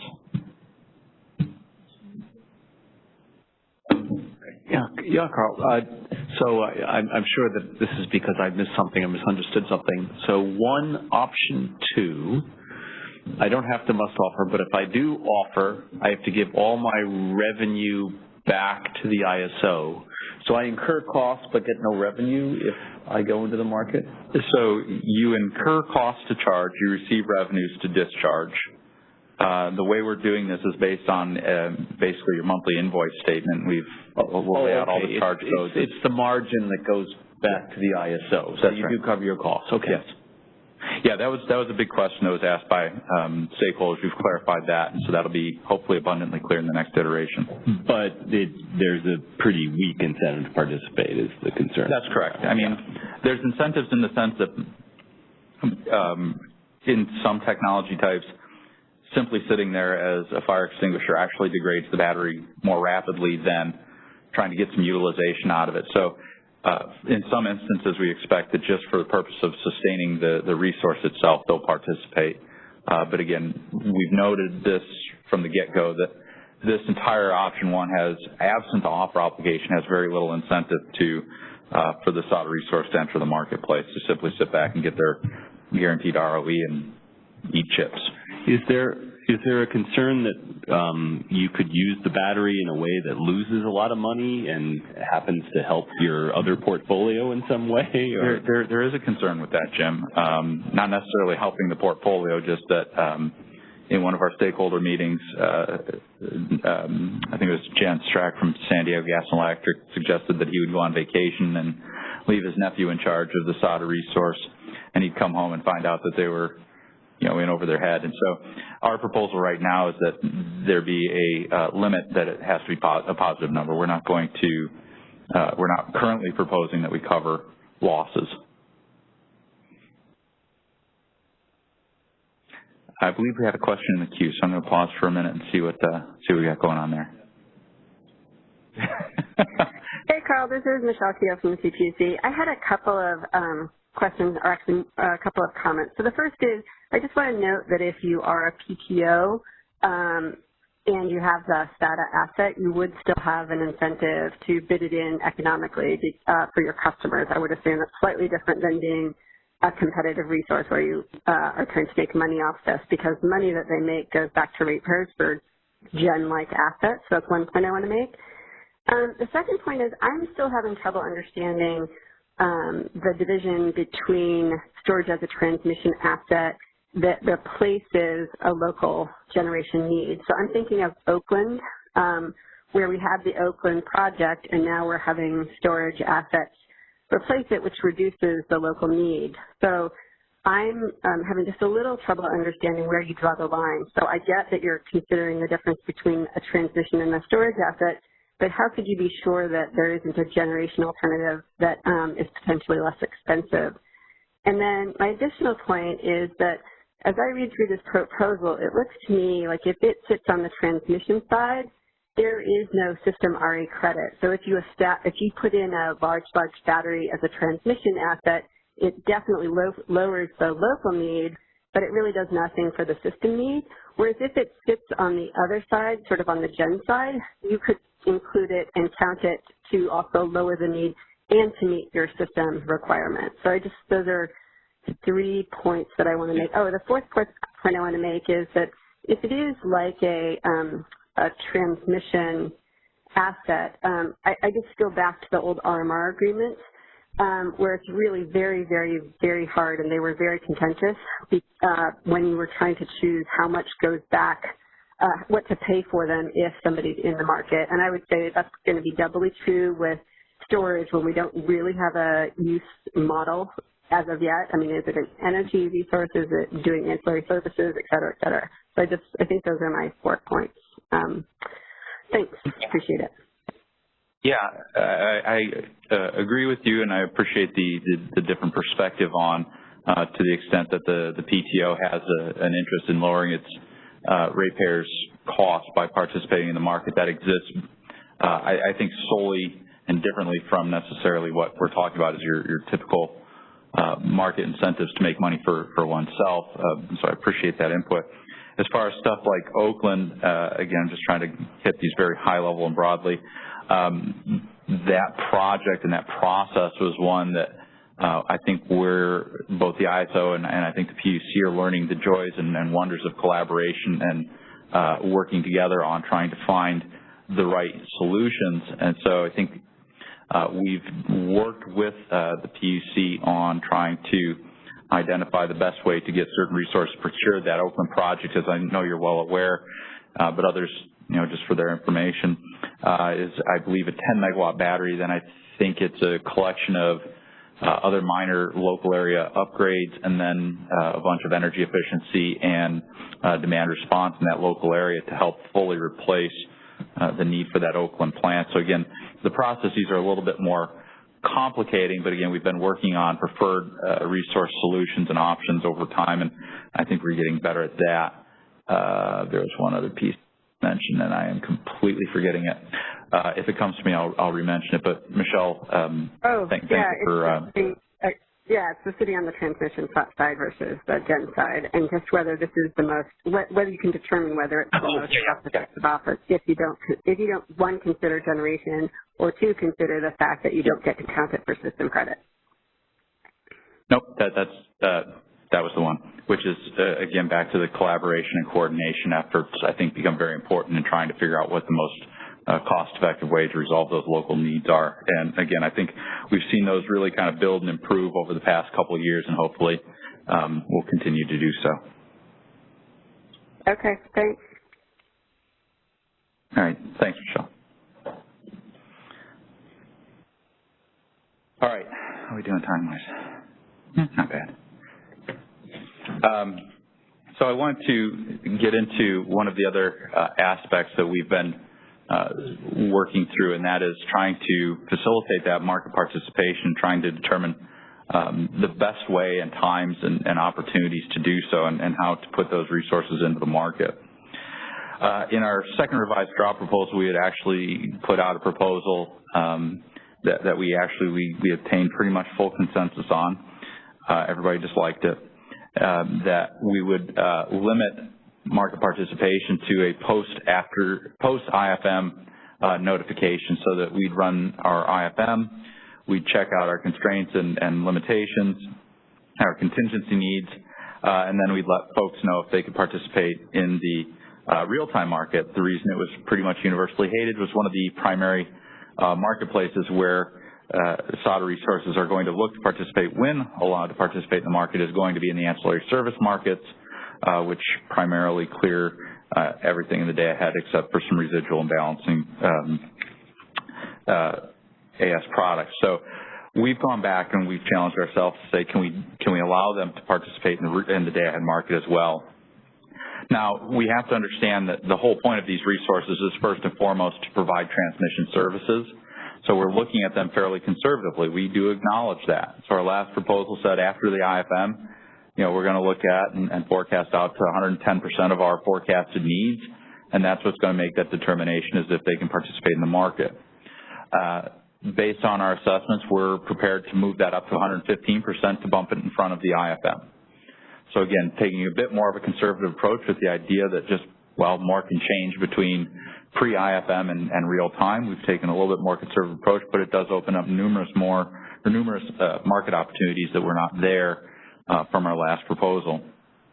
And then taking a look at and running through basically whether or not they're needed based on what our load forecast is, what capacity and lines we expect to have available to us, and then what the import capability of those lines are. So basically trying to assess if we have sufficient generation and transmission to serve that local area, given what we know about outages.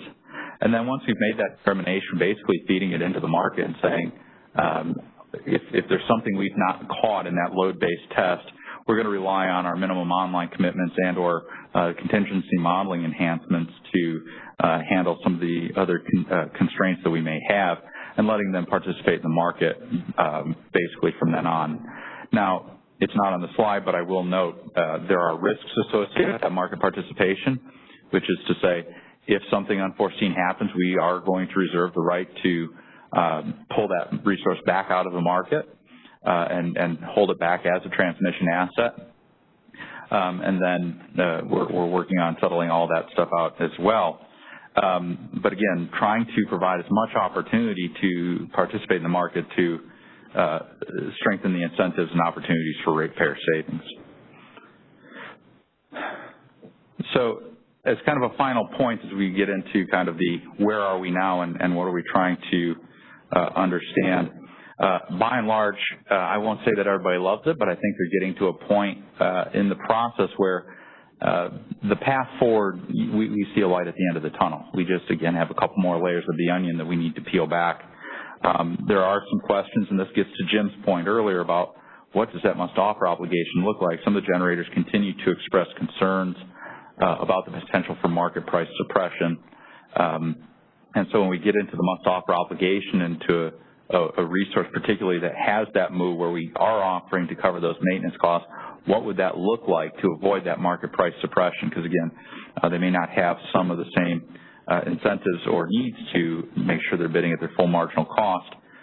More generally, as we get into some of the layers of the onion, what does it mean? Like, what is a resource's marginal cost? How do we contemplate that? We've been looking at this in a lot more depth, and we've been utilizing the RMR CPM process to try and see if there's insights that we can gain from that, and thinking about the idea of, well, yeah, we want them to bid their opportunity cost, of course, and we'd make them eligible to include that.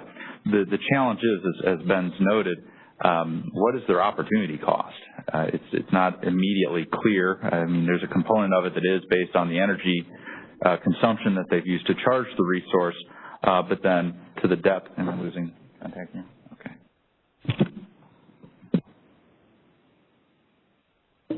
Okay. Check. I know. I blame Brad. He's not even here. Oh, there he is. He wasn't paying attention.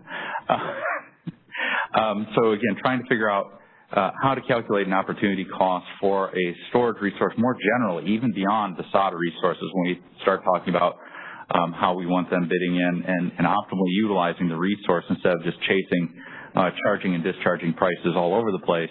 So we've been starting to look at what we're calling spread bidding functionality. This is right now part of what we're contemplating for the scope of ESDR 32 or 40, ESDR 4, to try and figure out how to, we'll get to those numbers, how to allow for a storage resource to, instead of putting in strict charge and discharge prices, that they put in spread of difference that they would need between the charge and discharge, so the ISO can optimally utilize that resource over the day and still provide for addressing the cost that the storage resource is looking to meet.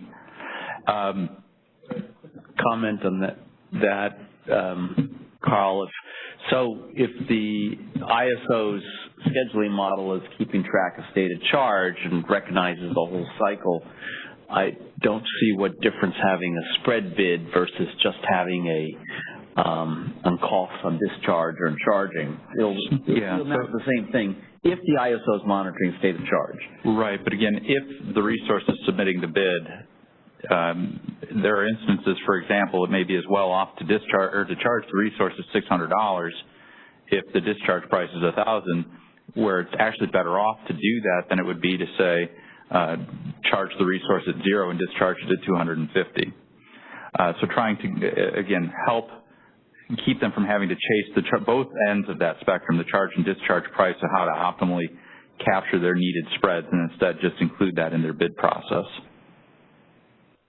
This is I'm looking for George, who's, luckily for him, he's gone, but this is something that can dive into the mathematics, but I think there is sort of an equivalence, given if the ISO monitors the state of charge between the two approaches. Okay. And so if it makes it simpler for the bidding formats. But I'm assuming that the assumption was that the ISO would be modeling the state of charge, right, and not giving infeasible schedules. But I mean, isn't it a question of who comes up? The spread bid is an implicit value of, okay, here's how much you should get before you use it. Right. So it's making a judgment about how likely it is there to be high prices in future intervals. So the ISO can't just, it's going to have to make some judgment about when should I shoot the bullet? If I've got 600 megawatts in the tank, when should I use them? The spread bid sort of tells you when to use them. Mm-hmm. Yeah, and on top of that, Scott, to the extent that I may not see, if you're trying to put in a $1,000 bid for discharge and prices don't quite get up that high, I'm sitting there with a full charge that could have been optimally discharged at a lower price. If we just simply know that spread, we can do a better job balancing that and utilizing them more effectively. Okay. Well, I think I'm recognizing the point that if this is being operated in real time, has already been charged, and we're just trying to figure out when there's an opportunity cost for that. The day-ahead market would be different. The day-ahead market, in the day-ahead market, there would be an equivalence where you're looking at the entire charge-discharge cycle. Yeah, and I guess that I'll just, for that point, then jump to the bottom bullet here, which is to say, one of the things we're still struggling with, and it may be a function of our stuck horizon, but just making sure that when we have a resource that we're holding for or expecting for a discharge at a certain point in time, that those awards are protected, that we're not utilizing them. So, for example, one of the things we have now is if we have a resource with one start a day, the IFM gives it an afternoon award. If we start it in the morning, not great, but we can still keep it online through the course of the day and have it there again for its afternoon award and serving peak. That doesn't really work quite as well for storage resources because we may deplete the resource in the morning and then not have it for the afternoon needs that we may have originally had it for. So again, trying to look for better ways, particularly as we're holding it back for transmission-based needs, making sure those awards are protected. And then I'll jump back up really quickly, which is to say, these are local area resources, which almost by definition puts them in a place where they may frequently have market power of some sort. And as it stands today, the NGR resources are not subject to market power mitigation. I know there's the GNGR, the generic NGR models that are utilizing that functionality are subject to the local market power mitigation, but an NGR like battery type resource does not have the same provision. So again, we've been trying to differentiate that. So looking at these resources and saying, is there a need to have some sort of local market power mitigation? So with that, I've covered the spectrum of what I wanted to cover, and Jim has kind of laid out one of the first questions that we'd like to talk about, which is to look at what the must-offer obligation, if we were to impose one, should look like, and even further than that, have we limited the scope of how we've thought about applying it, or do you look at it as something that should be just generally applicable to a SADA resource as opposed to simply the option 1.1 that we've noted?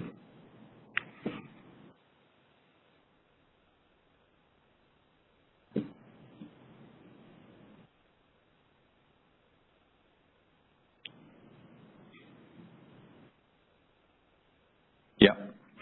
I'm putting down, well, we don't have to answer it, but I mean, I guess what I'm kind of hoping we can go through is, again, and maybe I'll tee it up a little bit more, which is to say, in the FERC policy statement, some of the items they've noted is that you can't receive double recovery for costs and that you shouldn't inappropriately suppress market prices. Now, as we've looked at what it means to inappropriately, and again, that's one of the key words there, is suppress market prices, it's, are you bidding something other than your marginal cost?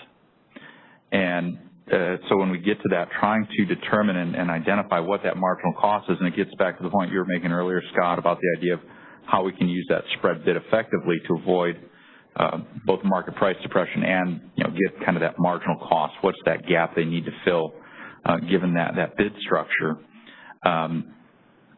Absent that spread bidding, where we've fallen on this is to say, yes, we're going to put you in the market. We're going to put you in there at the price cap, which is to say, we understand that it means that it's going to be utilized probably less than is efficient or less than is optimal.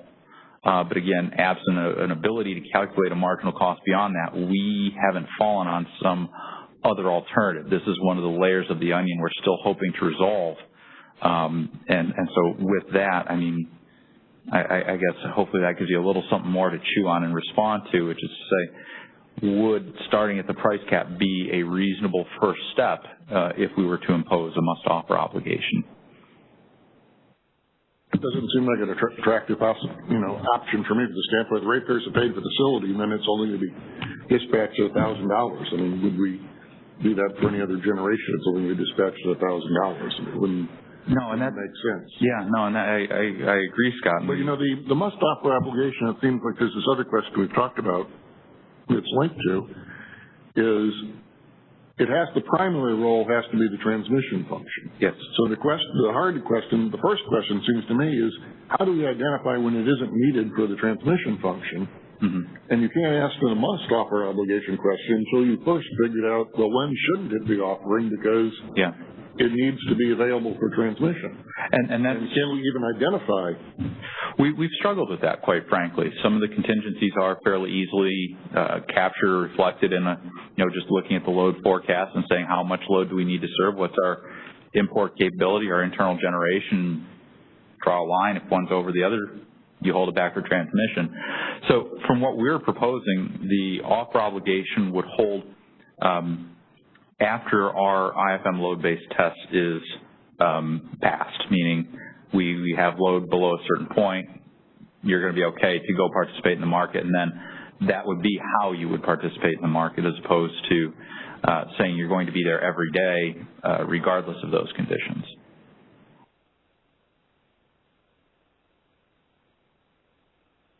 I mean, that still assumes, I think, a blacker and whiter ability to define when it can use all its capacity versus some of its capacity, and what happens if there's a generator trips and now you're in the situation where it is needed for the contingency. Absolutely agree, Scott.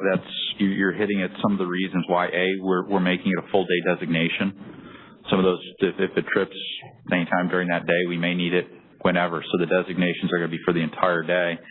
It's also the reason why we are looking at the 115 or the 15% buffer to say, we need to make sure we have a conservative approach to measuring that, so that we don't let it go and then find out, oops, we were wrong. I mean, there are going to be instances where that happens. Our objective is to minimize those instances, though. We've got a question out here if we want to. Yeah, this is Steve King now again. It's not as much a question as a comment on this, and somewhat of a question. When I hear you talking about when we can release it as a transmission asset, if load is, if we think load's going to be below a certain level and we think we have enough resources, I'm thinking that's not, you're looking at it almost as it's a resource. Basically, you're saying, well, if we think we have enough other generation, then we can let this one participate. And if you go back up a page to page 5, and you look at the 3 sub-bullets you have there, when you're identifying the set of resource will be needed as a transmission asset, okay, when the load forecast for the local load pocket area, you have enough other resources available, i.e., it seems to me that you're thinking of it there as a generation resource. If there's enough other resources in this load pocket, then we don't need this one so we can participate. And I think Scott was kind of on the right thing. We need to define how it's serving as a transmission asset and what it means to be a transmission asset and when it's needed for that and when it isn't. And it seems like a lot of what you're talking about here, like import capacity into the load pocket, all of that, the 3 things you have listed up there that determine whether this thing is needed as a transmission asset are basically, is there enough other generation that can compete with it?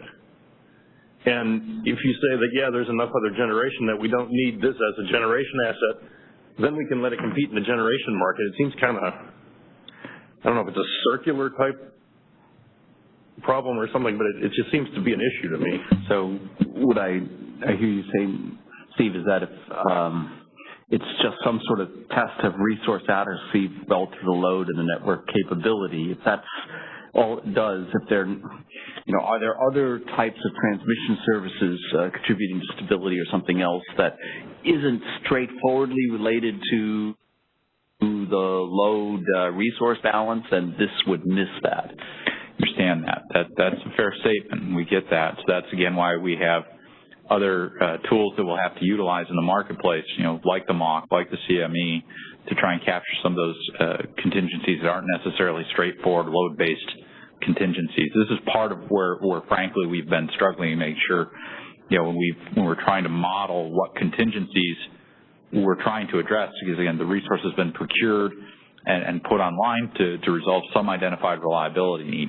Well, that doesn't mean it's the only thing it may be needed for in terms of contingencies, and so trying to have tests that meet all of those, frankly, we haven't been able to find one that is foolproof and perfect. And so what we've tried to do is utilize the tools we have a bit more effectively, which is to say, let's have a 2-hurdle test, which is to say, when it is a load-based contingencies, or where there potentially are load-based contingencies, we can model that and then rely on other market tools to help us manage some of the other contingencies in that local area. So we're actually employing both of them to try and help meet those.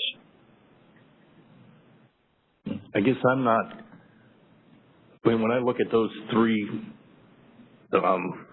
sub-bullets there that you're saying that this is how we'll determine whether we need it as a transmission asset, thanks. They don't seem to be determining that to me. They seem to be determining, is there enough other generation in the local pocket? I think I understand your point now, Steve, and let me try and express it so that we can make clear that I understand. When you see those three bullets, you're seeing the criteria of the load-based test, not necessarily of all the contingencies or the transmission-based needs. So you're only seeing what we've got up there is the part of it, and those bullets are really noting what we will consider in the load-based test. And is that what you're saying? Yeah, that's part of it. I mean, that's helpful to know that there's other stuff, but I look at these three, and I mean, even if these three are failed, yes, you need that resource, but I don't think you need it as a transmission asset. I think you need it as a market resource in that local area to make that local area not to be either for liability or for market power issues. What you're saying is, without this resource, we're going to have issues in this local area. We don't have enough energy in this area to meet our needs, and the only way we can have that is by putting this in as a resource. So I guess now is the opportunity for me to kind of turn this back and say, okay, so if that's the expressed gap that you're noting, can you help us understand what alternatives or what other options you would? I don't have the answer, but I noticed like a couple slides before when you talked about how something would be qualified as a transmission asset. It wasn't because it helped meet energy, it helped supply energy within a sub-pocket. Mm-hmm. It provided voltage support. It provided, certain thermal overload protection, things like that. Mm-hmm. These don't seem to apply to that. These seem to apply to something a little different. Okay. And I'm just wondering that I think what you said at first is right. There are all these other transmission tests. I'm just wondering whether this seems to be almost more of like a local market power test. Okay. In the sense that, okay, if there's going to be a shortage in that region, you're not going to let the guy bid in the market. You're going to force him to bid in at whatever your prices are. Well, again, that's ensuring at that point in time that we've got that resource as a transmission asset for the potential contingency. So again, and we do this today where we will have resources positioned and situated to provide relief in the event of an outage or a thermal overload where we may need to have them pre-dispatched or situated in at a particular level just in case the contingency. And what we're talking about here is not horrifically dissimilar, which is to say we've identified the potential need, and again, we may have sufficient resources to clear the market absent that contingency event. But should that contingency arise, we need this resource situated and ready to perform to alleviate that need. And that's what we've identified here, is to simply say, if something goes wrong, we're going to have a contingency. We need a resource ready to alleviate that. Okay, but what I'm hearing there is those are resources. They're not transmission assets. But this is how this one performs. Its service as a transmission asset is through some of that ability to provide that output, the voltage stability and the thermal overload both. Okay, but then, I guess that raises the question then, if I'm a generator in that same boat, should I be treated as a transmission asset if you're using me like that? That question has been asked. Okay. Yeah, that's true that underlying all of this is the possibility you could have a generation asset serving these same functions. But I think that's the thing, that Ferc carved out generation assets can't be in this bucket.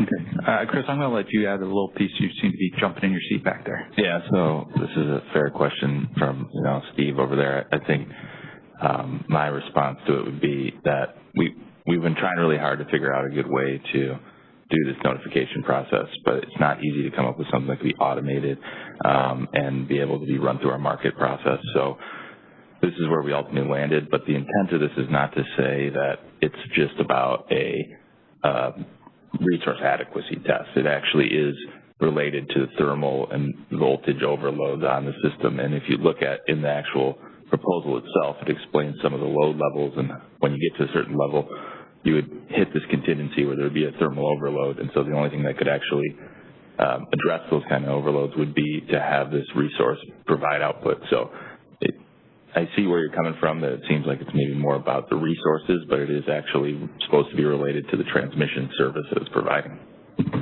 Hopefully that helps. I'm going to throw in one more thing. You know, I think about to pursue what Steve was talking about a little bit more. You think about suppose we had the transmission plan and we identified a need under really high load conditions for more voltage station. And because we don't have enough generation to put on to provide that voltage support under high load conditions. But then could you have under lower load conditions, you have a situation of, well, you could either put on a generator or you could use a storage device. So then, you know, it's a transmission need when we're flat out under really high load conditions perhaps, because it's what we need for voltage support. But at lower levels than that, maybe it's trading off with generation.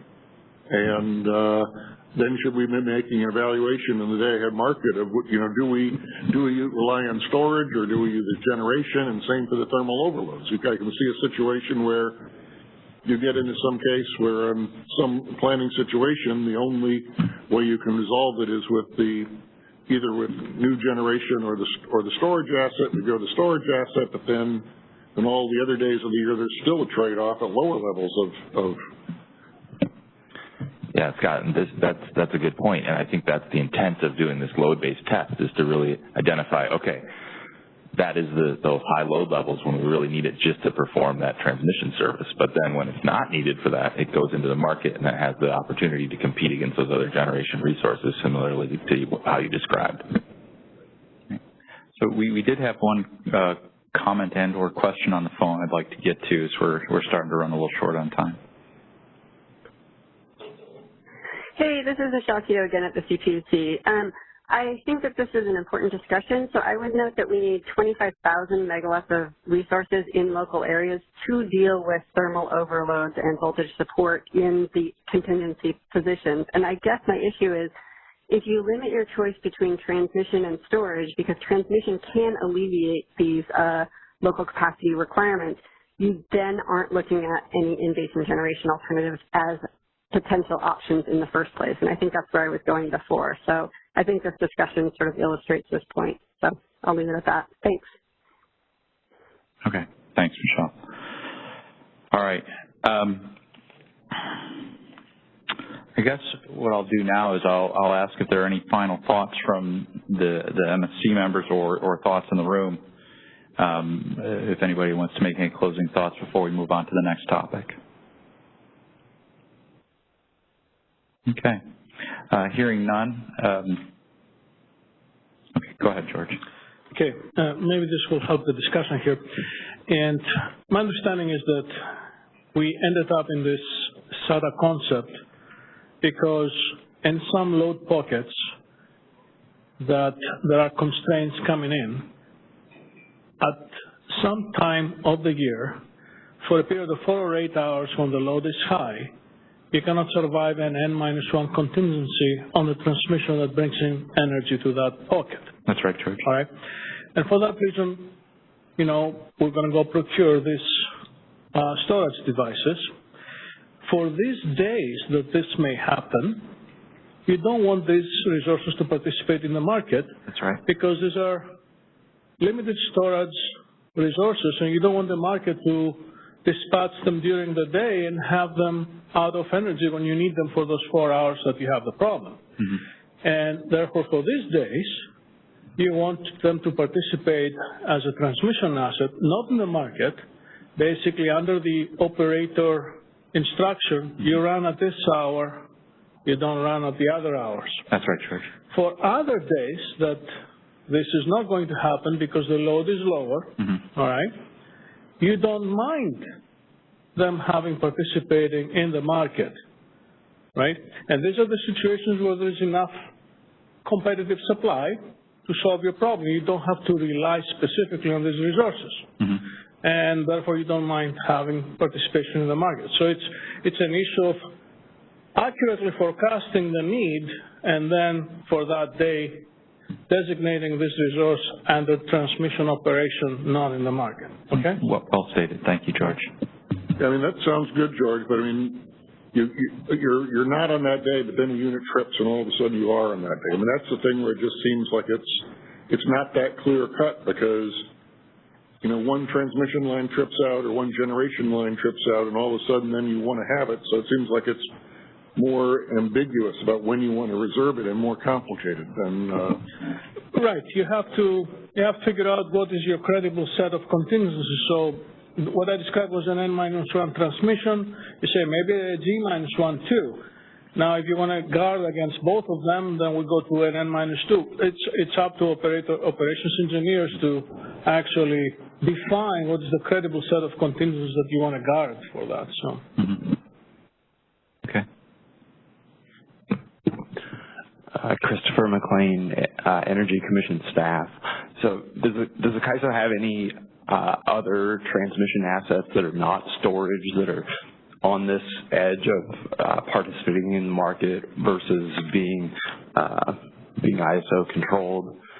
So this could be a phase shifter, something like that. And then if not, does this open the door to other contemplations of operations of transmission assets? So that's a fair question. When you go back to EPAC 05, it talks about advanced transmission technologies, and that's got a whole litany of options on there. When we look at the FERC policy statement, that really was focused on storage as a transmission asset, which is, quite frankly, what's directing our policy development here. Does it open the door for something in the future? I don't know. I think that's a question we'll be asked very soon once we get through, once we learn to walk on this one. Steve? Yeah, George, can I ask a question? If you need this just for a couple hours, could that need also be filled by a generator? And then would it maybe make more sense to, for the 4 hours, do a exceptional dispatch to the generator to say you can't run, but you got to be online, or you got to be online at your minimum level and just sit there. Would that? I mean, if you can do that, wouldn't that probably be cheaper than putting storage in? Yeah, that's not the scenario you want to run this. This is the scenario where, with your available generation, excluding this device, and the level of load that you're forecasting, you still won't be able to survive the N-1 contingency, so you really need this resource to be there for you. You can't solve your problem with available generating supply other than this resource. No, but I guess... Let me jump in here. So that's good point, George. So this is Chris. So I just want to make it clear that in that scenario, we wouldn't have built this at a resource in the scenario that you're explaining, because that generation that could meet the need is already there and it's been procured through the PUC's local capacity procurement process. So that's the key difference with this. What we're talking about is if there is a SATA resource that's been designated, it's because the available resources and transmission capability into that load pocket is not able to meet those needs. Okay. All right, so with that, I want to leave ample time. We're going to have a couple more iterations of this. Our plan right now is to start working through some of the other stakeholder initiatives to start developing some of the policies necessary to support this. But our goal also is to have the policy finalized and developed so that we can utilize it for, let me get the years right, the 2019 and 2020 transmission planning process, so that it's all locked down when they're making their decisions on what the preferred solutions would be coming out of our phase 2 process. So we'll be looking to wrap this up sometime in, I think, Q3 of next year. So with that, I'll turn the microphone over. Don, I think you up next.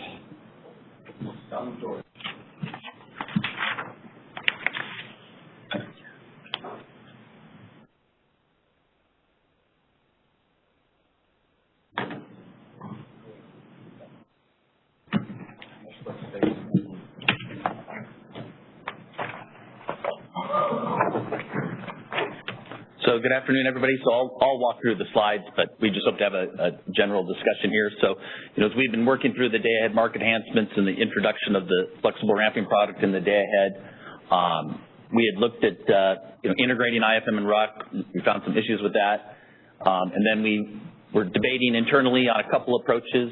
And so rather than us sort of in an isolation make that determination, we thought it would be better to sort of discuss the two options with stakeholders and get their input on that as we move forward on this. So the key objective of the second phase of the day-ahead market enhancements is to increase market efficiency, again, by co-optimizing all of the market commodities. We also want to improve the reliability so that we can commit to our demand forecast, as well as the ability to have ramp capability to move to different output levels, assuming uncertainty materializes in the real-time market. We also want to continue to have financial tools for market participants, so allowing virtuals, demand and supply, as well as load bids to determine day-ahead positions and hedging, as well as congestion revenue rights. And then lastly, we want to make sure, with regards to the 15-minute scheduling phase one, as everyone's aware, we're evaluating to ensure that from an implementation standpoint that we can still maintain reasonable performance, and we want to make sure that anything we do in phase two also is consistent with that. So first, as I mentioned earlier, we had previously proposed to combine the integrated forward market and the residual unit commitment process into a single optimization problem. We've actually put together a model on that, and as we were playing with it, we realized that it had some negative attributes. So we could see that the generation would clear consistent with their bids when you looked at the settlements that they would receive for their energy, flexible ramping up and flexible ramping down. But then you could see virtual demand, bid and demand clear at a significantly lower price, resulting in a large market uplift. And if you actually had taken into consideration the uplift that you would have then been subsequently allocating potentially to load, you saw that you were actually clearing supply inconsistent with the load's willingness to pay. So as we moved away from that approach, we wanted to look at two approaches to it, and then again have the discussion on the pros and cons of those two options with stakeholders. So the first approach is where we basically keep the existing day-ahead market approach, where we do the IFM, where we do full unit commitment, and then we move to the residual unit commitment process to do any additional needs to close the gap between cleared physical supply in the IFM and the ISO's forecast of demand.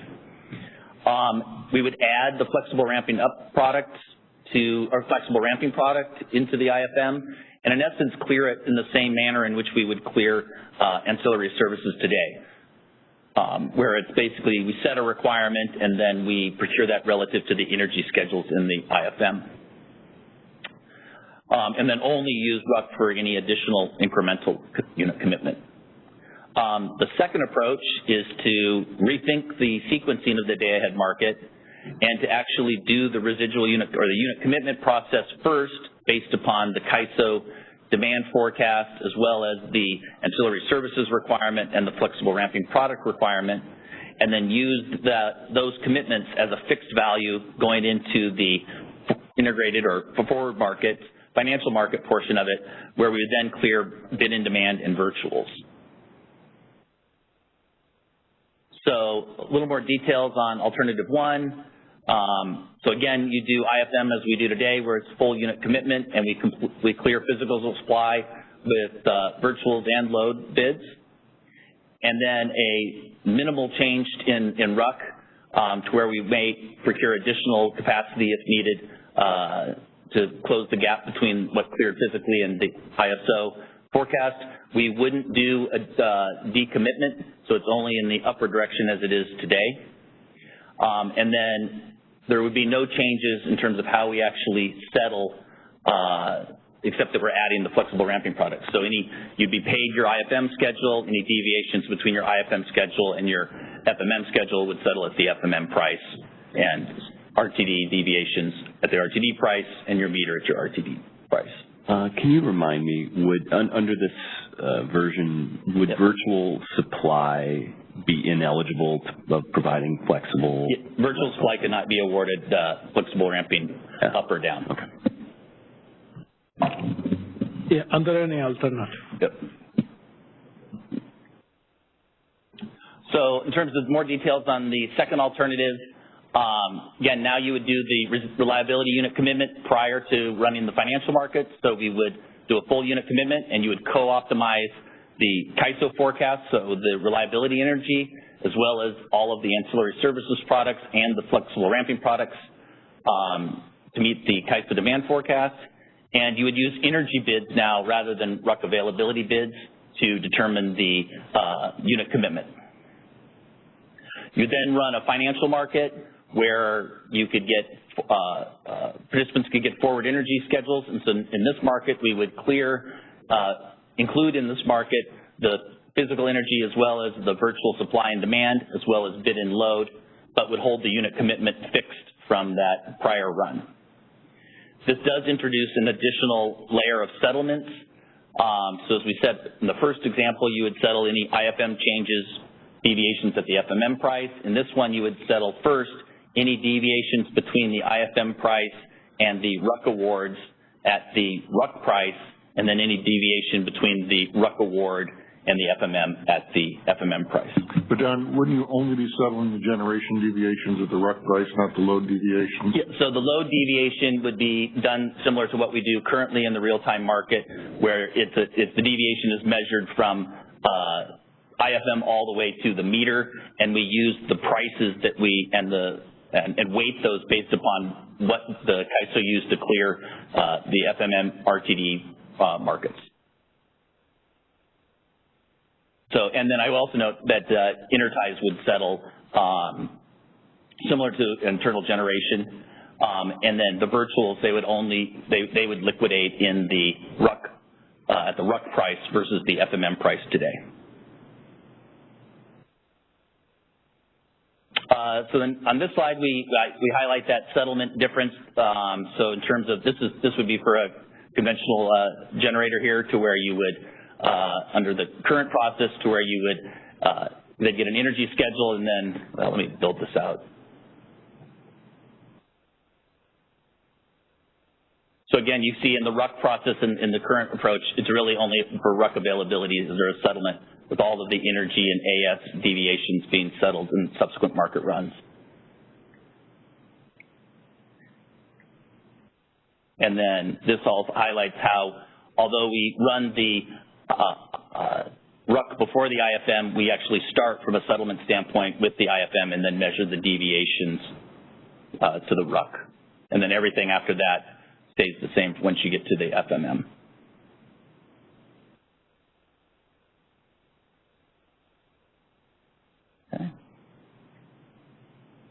Okay, so before I move on, I just want to make sure, does everyone have a good enough understanding of the high level, the two alternatives, and then we'll move to the pros and cons?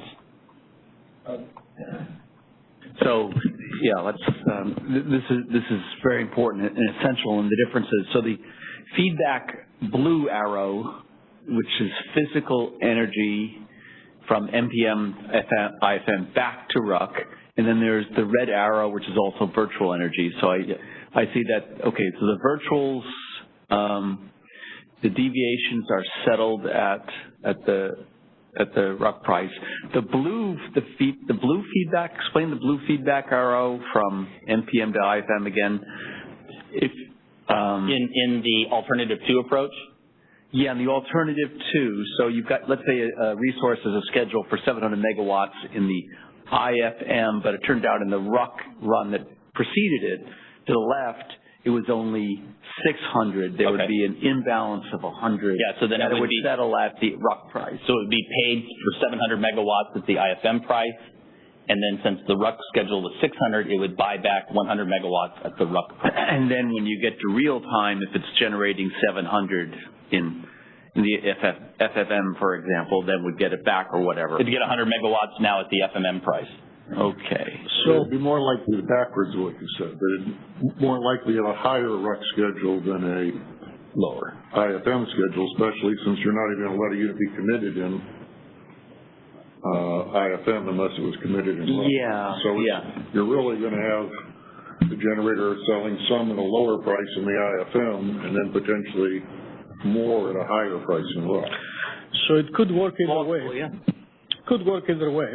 Yeah. Yes, it could.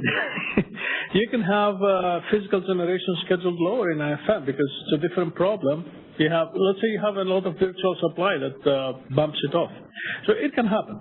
I mean, both scenarios are plausible. What I wanted to point out is to understand how this, because you see the blue and the red arrow, they're the same. Essentially what this tells you is that any energy from physical supply that is scheduled in IFM but not in RAC is essentially a virtual schedule. That's what this tells you. Do you have a comment, Mike, or a question? Mike Castellano from DMM. I was just going to say, I think basically the same thing George did. Scott, I don't think you can assign a price or quantity expected direction to the comparison between these two because of the virtuals, and also because you're going to have different loads and you don't know. The virtuals are going to settle at the rough price. I'm sorry? The virtuals are going to settle at the rough price. The load, so they're not going to bid higher than the rough price. You're not going to have virtual demand driving up the IFM price higher than the RUC price because they're all going to settle at the RUC price. We're no longer going to be equilibrating against what's actually going to happen in real time. You're going to be guessing you're going to be looking what the ISO's load forecast and other forecasts are and bidding against that. So, you can mathematically have those outcomes, but you think about what's actually going to happen in this market, you're going to have the RUC price being the cap. Virtuals are never going to drive load above the RUC price because they're going to then sell low. They're going to buy high and sell low. So you're going to end up with the RUC price being the cap and the IFM price being lower. Scott, is this similar to saying that virtual activity will be such that you expect convergence between the IFM price and the RUC price? I expect it to be the upper limit. I expect it to be lower because they're accepting risk. So the IFM price will be lower commensurate with the risk that the virtuals are taking on. They're not going to perfectly converge it, but they're not going to bid so high to drive it above because they're going to take a loss on that. Yeah, this is Steve. I think you're right because now if you're doing virtual, you're not trying to guess what the market's going to be like tomorrow. You're trying to guess what the CAISO forecast is. So it's going to drive those two together, but it's not going to do anything to drive them closer to the FMM, I don't think. And so I think I have a couple problems. One is I think it kind of eliminates what virtuals were supposed to do, but it also means that when you're trying to do your virtual, the way you do it now, you don't know what's going to happen because you're betting on something tomorrow. But now you're betting on essentially what the ISO's forecast is, which I think is something that can probably be easier known than what's actually going to happen tomorrow. You can't necessarily predict what's going to happen with load tomorrow in the real-time market, but you can probably do a pretty good job of predicting what the ISO's forecast of that is going to be. So I think that raises some issues. Okay, so returning. Yep.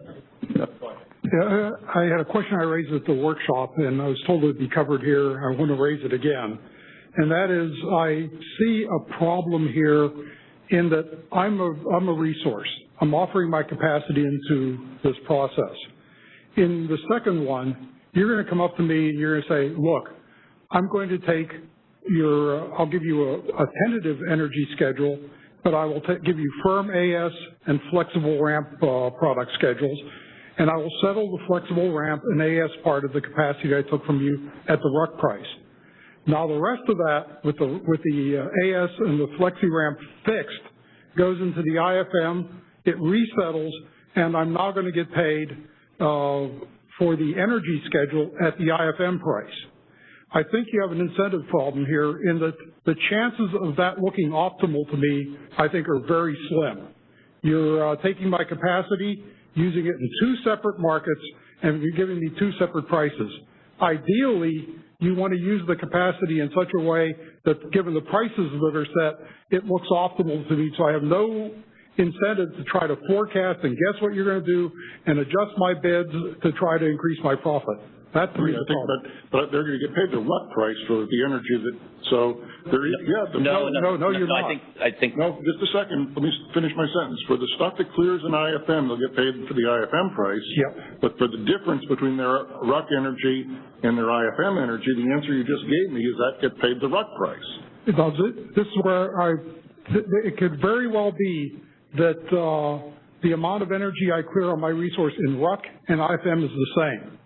That means I'm just going to get paid the IFM price for my energy, and if the RUC price is higher, I'm not going to be very happy. Right, but even suppose you do 90% or 95% in IFM and 5% in RUC, you're still not going to be happy. Exactly, that's what I'm trying to say. So even if you get everything cleared, some in RUC and some in the IFM, you're going to try to guess the RUC price. Exactly. I'm going to try to offer at the RUC price so that you don't clear in the IFM. Yeah. So I think that there's a pricing problem here by splitting this into two markets and saying I'm going to schedule your capacity first in one and give you a price for it, and then I'm going to schedule the rest in another market and give you a different price. It's in RUC.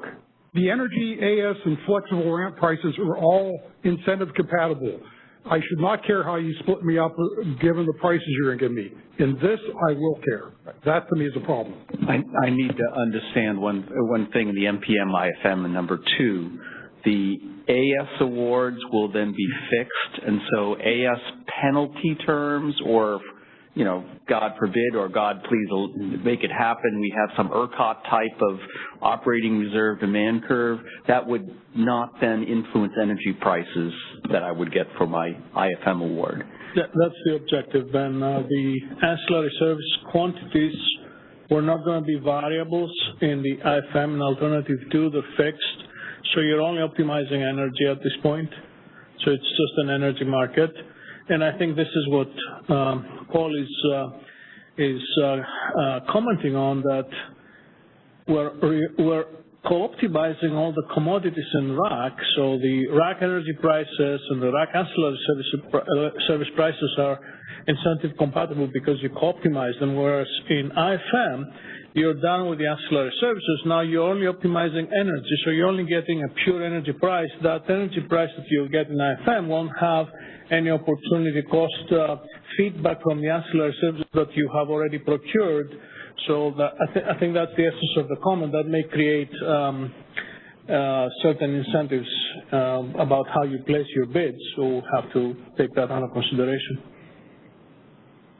If 90% of the energy isn't settled in the IFM and 10% or something in RUC, and if the ancillary service prices, scarcity is driving energy prices some of the time. I don't know. You've got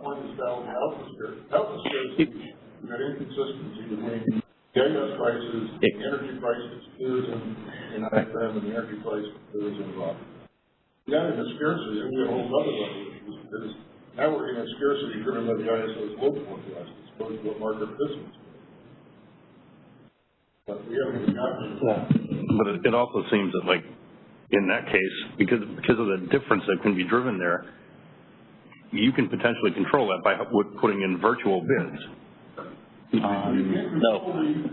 Well, no. In RUC, the RUC prices are going to be fixed, but you can, to some extent, possibly control what the energy prices are going to end up being in the IFM, because the virtuals are going to make that difference. If there's a heavy virtual demand, if people put in a lot of virtual demand bids, that's going to drive the price up in IFM, but it's not going to be a higher in the RUC run, because the RUC run is going to be based on what the ISO thinks load will be. Right. So Mike. That's no matter, even if everybody else bids lower, it's still going to drive shortage in RUC. The ISO's load forecast can't drive even the shortage.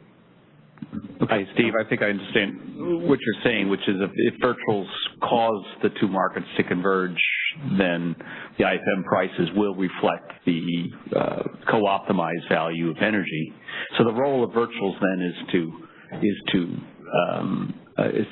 correct that incentive. It's just it doesn't do anything about the risks between day ahead and real time. It's a very different role for virtuals. Well, and it's causing it to converge to the ISO's forecast, though, right? Not the virtuals in that case. You might as well just clear it. Right. I was going to ask. I'd pick up on what Steve said before about that. This is such a redefinition of what a virtual bid does and is that it's not clear what the point is of having them under option 2. Can I provide some ideas on this? So, just the new capacity they market, some don't have today. So the way I see this is goes up in hand with the virtual products that we have today. So today's market, an alternative one, virtuals provide a hedge from IFM to FMM. Okay. You can see in the graph for alternative one, the red line goes from IFM to FMM. If the rack in between was an energy market, today it's not, right? But if it was an energy market, this has two pieces, IFM to rack and rack to FMM. The IFM to rack piece is an alternative too. So the piece from rack to FMM, in my view, now is provided from the flexible ramp product because this is the product that hedges for errors in net demand forecast between day ahead and real time. So those two together will provide you the hedge for going to FMM. So yes, the role of the virtuals is changing, but that is because we're changing more things for the day-ahead market. We're introducing another product, which is another hedge for the demand forecast error that you see in the day-ahead market. So you have to see this together. It has nothing to do with it. You can introduce the flexi ramp in the day-ahead market just like MISO does and still have, virtuals and clear against market participant bids. That's a completely separate choice. No, I'm not saying replacing the virtual bids, but I'm saying that the flexible ramp product is augmenting the virtual bid, in a sense. Yeah, the virtual bids, remember, are proxying for the resources that aren't in the market. And, we eliminate the need. If we're going to be in the market and putting in the intermittent resources based on the ISO's forecast, but we don't need virtuals to do that. And then they're also proxying for the other resources that aren't in the day-ahead market, and that's a question, because if you clear against RUC and you're leaving out resources that market participants know are going to show up in real time, but you don't have them in RUC, you're going to clear at an artificially high price. So you've got to understand what a virtual supply bid is proxying for. If they're proxying for intermittence, then you can take account of that by putting in the ISO's intermittent forecast in RUC. But suppose they're proxying for supply we suspect is going to be available from the Pacific Northwest tomorrow, but they didn't offer today. Then we're going to leave that out of the market, and the price will be artificially high. Carrie Bentley with the Western Power Trading Forum. Just to follow up on that point, Scott, the CAISO puts out a lot of data on virtual supply, and they show that it is a really good proxy for intermittence. And essentially, if you add the day-ahead intermittence plus the virtual supply, that about gets you the actual amount of intermittence that show up in real time. So I think we have pretty strong empirical evidence that that's what the virtuals are being used for now. Yeah, and actually, Carrie, the last slide I had, we talked through, so we have lots of data and flowing around, but I wanted to have a discussion where we could actually try to answer that question more definitively and what data we really want to look at to answer that. So. And we look at that virtual data, you actually look at it, yes, it moves the day-ahead market closer to the real-time virtuals, but it isn't the same. So I think the virtuals in the day-ahead market are proxying for more than just more than just intermittence. And if they were just proxying for intermittence, then the ISO can take care of that because the ISO knows what the intermittence, is a good forecast of the intermittence. But suppose the virtuals are proxying for a whole bunch of other stuff, then it gets more complicated. I don't think that, do you have data on that, Don? Because at the MPPF, when you show that, it shows that it's the ISO's forecast that is off.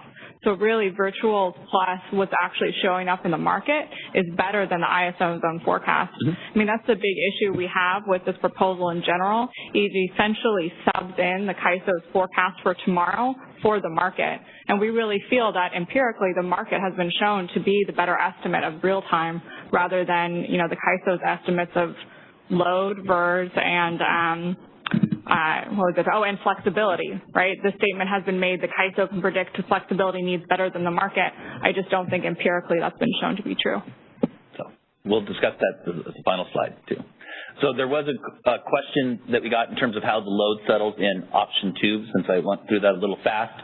You can see from the orange, or the brownish line, so it settles between the market, the IFM schedules and the meter. What's different between option 1 and option 2 is the price at which they settle.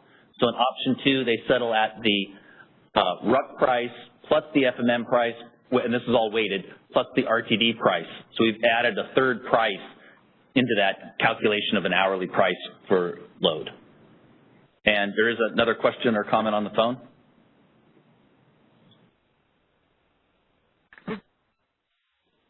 Hi, good afternoon. It's Mark Holm with PowerX. Just a couple thoughts, repeating some of what has been said. But I guess first, option 2, just conceptually at initial first glance, I can see the attractiveness of wanting to do for lack of a better description, a capacity commitment run first and then an energy deployment run. But I share some of the concerns that I heard from Paul Gribick about being very careful here and what incentives are you doing. And I'm also quite concerned in terms of the role of virtual bids and changing, as was described, the role of virtual bids. You're effectively saying, my understanding of virtual bids is you're starting from a premise that the real-time market price is the right price that best reflects actual grid conditions, actual supply, et cetera. And you're converging the day-ahead energy price to that, to substitute that and say we're now going to converge day-ahead energy prices to a price that is based on a CAISO forecast. That puts incredible importance and scrutiny on the CAISO forecast. We've seen, for example, on hot summer days, the CAISO may have a higher forecast. That could drive prices up. Or, what happens if you end up with a real-time load, let's say of 50,000, but you ran the day-ahead market with 48,000 and you materially drop the day-ahead energy price. In either direction, they just question the appropriateness of having a day-ahead market that is settling against a CAISO forecast instead of the real-time price. And then I think the last point I would just make is that I think we need to be cognizant here that the CAISO is examining a potential broader day-ahead market in an EDAM, and to go through and restructure your day-ahead market, potentially having very big impacts to how prices are formed, what are the impacts to price formation associated with this, and then to immediately move into a broader regional discussion and say, by the way, this is now the starting point for that. I think we really got to be careful here about designing a new market, not wanting to slow down progress, but wanting to make sure we get this right in terms of we have a robust market that doesn't create bad incentives, but also allows the actual grid conditions to determine prices both real time and in the day-ahead time frame. George. Yeah, Mark, this is George. So what I was going to say, and maybe it wasn't clear before, is that yes, the ISO is clearing the market, the energy market, at the ISO demand forecast, but it also procures capacity to address errors in that forecast. So instead of addressing that difference with energy, which energy is a more expensive product than capacity, I claim it's more efficient to solve this problem by solving the demand forecast and holding out capacity with the option to dispatch as energy when the error materializes in real time. So you have to see the effect of the virtual bids that try to get to the forecast, and then the flexible ramping product, which is the new element of the day-ahead market that covers the uncertainty from day-ahead to real time. I think I understand what you're saying, George. I think I'm just struggling with, and like I said, I think conceptually I see some attractiveness of it, examining, is there a potential day-ahead market design that can do the capacity commitment piece first, that can do it even potentially on a CAISO forecast. Where I'm struggling is with what is the particular proposal you brought forward. Do you have it right? What incentives are you creating that could create distorted market outcomes? And I'm also struggling with the role of virtuals. I'm wondering whether there's a modification of this where virtuals are still converging the IFM energy price to the real-time energy price. And I don't know what that looks like without examining it more closely. But again, it becomes very concerning when you look at the size of dollars you're talking about in the energy market, and you're saying that all energy that clears in the day-ahead market is now going to be impacted by whether the CAISO's forecast is high or low, as opposed to what the real-time market conditions are.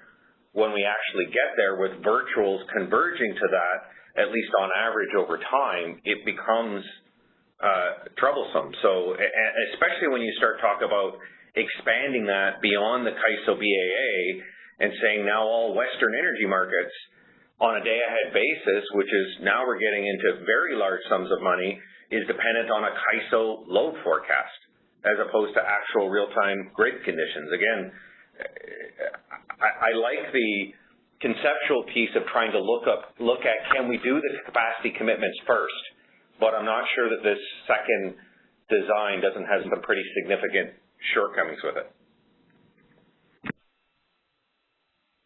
There's another question on the phone, so we'll go to that.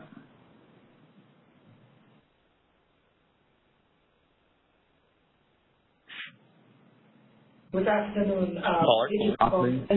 Going with DSE, Future Sound Energy. I share the same concerns with the other callers. The day-ahead market today is set up 14 hours before the real-time market, and in the future, when the phase one is into effect, you will see it's going to be 15 hours, right? So, if you set up the market relying on the forecast 15 hours ahead of time, and you allow the virtual to participate, and the virtual is trying to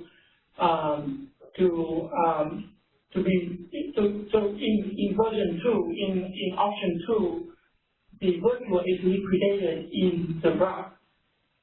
I'm concerned that you have to set up the RAM very conservatively in the market to cover the uncertainty between the RAM to the FMM. And by doing so, you may lose the market efficiency. And again, some of the participants share the concerns about the purpose of the virtual product. It is designed, all the market is designed to drive the price convergence between, day-ahead market and real-time market. And, in other words, using the flexible RAM product to substitute the function of the virtual product, I don't think that's a good thing to do. You may drive the market very conservatively, and so it's very costly just for that purpose. Okay, thanks. Okay, one more comment in the room, and then we'll just get into the pros and cons. Hi, Steve Keene from Madigan. I think I'm actually thinking about this. There may be a reliability reason there may be some reliability problems with number 2. The way we do it now, where we do the market with the virtuals and then we do RUC, that essentially assumes that what we're setting up as capacity is the greater of what we think, either what the market thinks is needed or what the CAISO forecast is. The second alternative up there, I see that essentially what you're going to do is you're going to set the market up to what the CAISO forecast is. So if the market tends to think that the CAISO is wrong and it should be more, they're not going to do it, because if they think it's 50, but they think the CAISO's forecast is 48, if they bid 50 into that IFM, they're going to clear at 48, so that they're going to buy power. They're going to put their demand in. They're going to buy power very expensively because it's got a 50,000 load in it, and then they're going to clear that out at a market that has a 48,000 load in it, so it's going to have a lower price. So they're going to lose money. So they're not going to be putting in a virtual bid for demand saying, hey, I think it's going to be higher than the ISO thinks it's going to be. They're going to, basically, you're just going to get the ISO's demand forecast at 48,000. When you get to real time, you're going to have set up capacity for 48,000. Today, what would happen is the IFM would clear at 50,000, so there'd be enough set up for that. The ISO goes, we only think it's going to be 48, so we're not actually going to we're not going to do anything. We don't have to. There's enough stuff started. But you have enough for the 50, so if the market's right and the ISO is wrong, you're still safe. Under this, I think the market will never, I think Scott said the market won't forecast more than the ISO. That they'll be driving to the ISO forecast, not to what they think tomorrow's going to be. So you may get situations where if the ISO's forecast is off, you can't rely on virtuals to help correct that problem. Mike, please. We want to buy more, and we're going to bid extra in the IFM. The virtuals will then undo that, because the virtuals will know, well, I'll just buy it and I'll sell virtual supply and it'll settle against the rough price, and I'll undo what the LSCs want.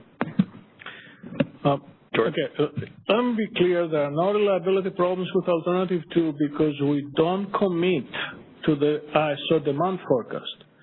The commitment target is the ISO demand forecast plus uncertainty. So you load the piece up to the demand forecast with energy, but you're holding capacity for whatever uncertainty materializes in real time, and you commit to that.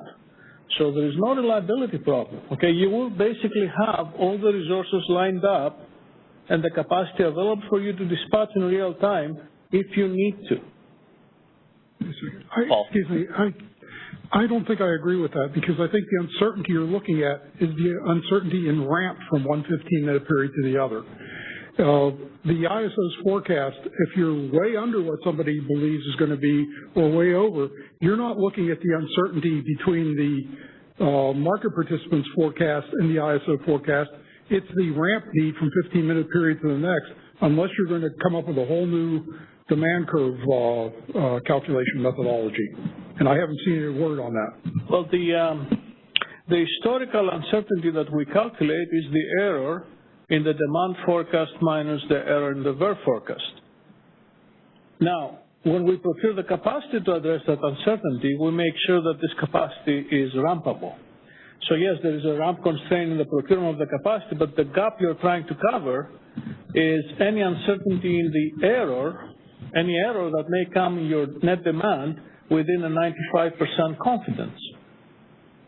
Again, I don't think you're looking at the total amount. You're saying what I was doing in the previous interval and the next.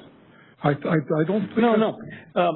In that case, you're probably over procuring. Right. I mean, I think, Paul, that they could do that, but that's even worse, because now we're gonna procure to the highest possible thing at any possible price, whereas LSCs, introduce some rationality. Okay. No. Hold on. This is what we do today in FMM and in RTD. We do procure to cover 95% of the historical uncertainty that may materialize, and we don't pay any price, okay? There is a demand price that historically, again, it's calculated statistically, so that we cut off when it gets more expensive to buy the product than suffer its consequences from it. So we don't buy at any price. We buy at the right price, I'm going to say. That demand curve is an important part of this proposal. It ought to be in there. If you're going to have a demand curve for how you clear rock against various capacity prices, that's a pretty important part of this proposal that we ought to see. Yeah, the other thing is, maybe this gets to, as we move with the flexible ramping product from, an hour ahead, where, how big can the variation be within that hour? You're probably looking at, 1,000 megawatts or something. But if we're looking day ahead and we're trying to figure out what the peak is going to be for tomorrow, that could be off by 3,000 or 4,000 megawatts. And, are you saying that when you procure your flexible ramping product up, that you're going to procure 3,000 megawatts across the, in that afternoon? Are you going to procure that much? We have some data on this already, right? I don't know the numbers, but the intent... That's the ballpark of what we were looking at. You want to procure at your the amount of your day-ahead forecast error compared to FMM. Because you want to make sure that if that uncertainty materializes in FMM, you do have units already available for you to cover that gap. This is the intent of the flexible RAM procurement product in the day ahead, and it's the same whether you use alternative 1 or alternative 2. The objective is still the same. So given the time, I'd like to jump to the pros and cons, because I know there's some comments on whether a pro is actually a pro or a con is a con, and I think we'd want to have that discussion.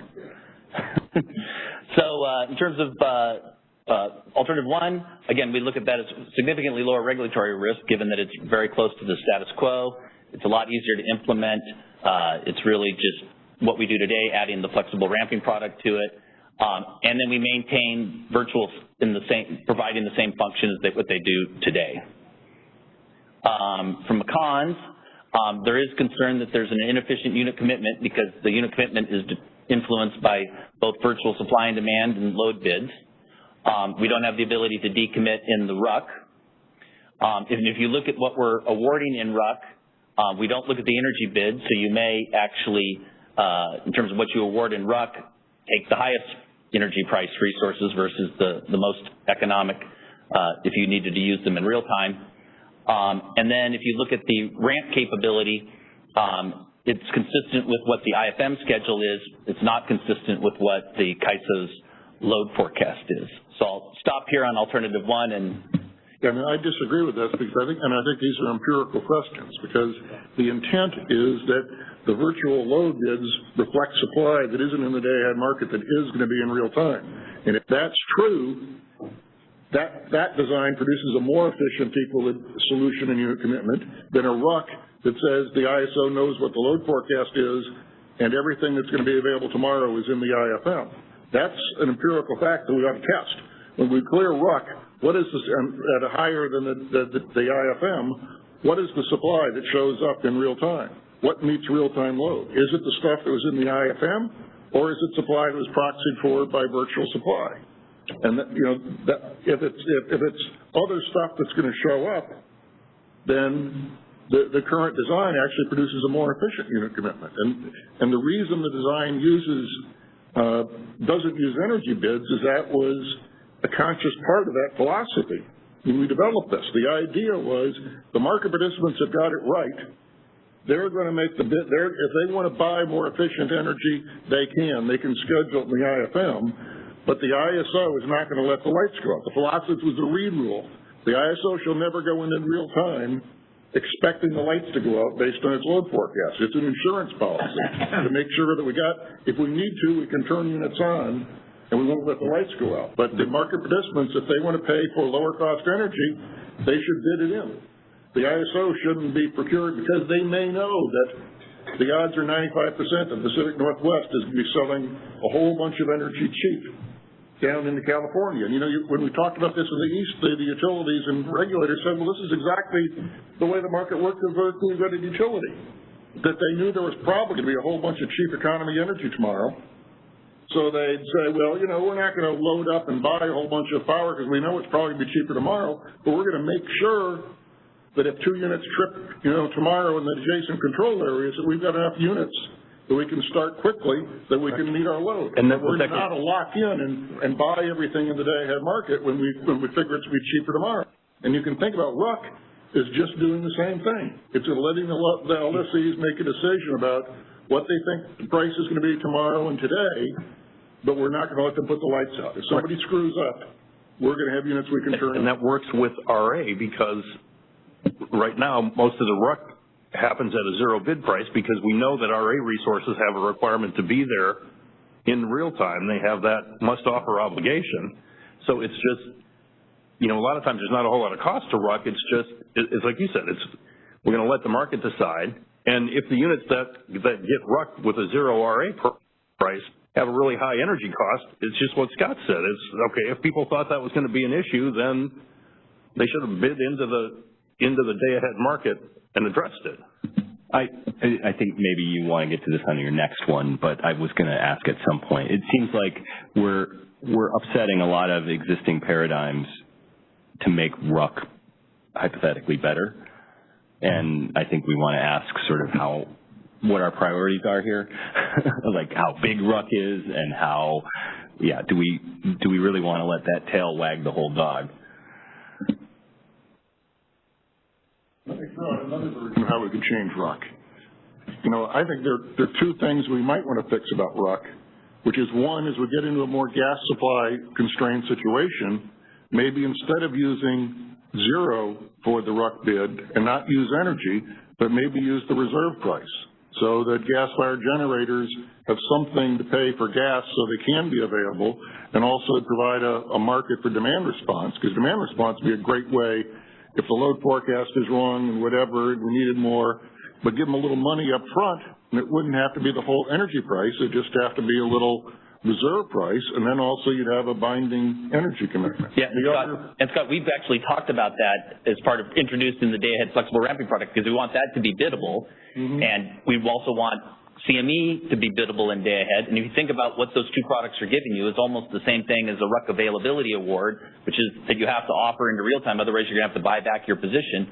So you could argue those are all, and as well as spinning reserves, are all basically the same price for. Well, spinning reserves is faster, because this would be like a 30-minute reserve product. Then that demand response could compete in a 30-minute reserve market better than in a 10-minute. Yep.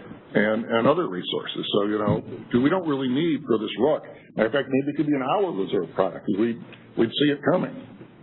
The other thing, maybe we ought to, think about in our RUC analysis of virtual VERS that we ought to make that more sophisticated and think not just about an expected forecast, but get more into the variability and the locational variability and think about where we need to procure the capacity to deal with the VER uncertainty, as VER uncertainty may become more and more of a problem than load forecast uncertainty in the coming years.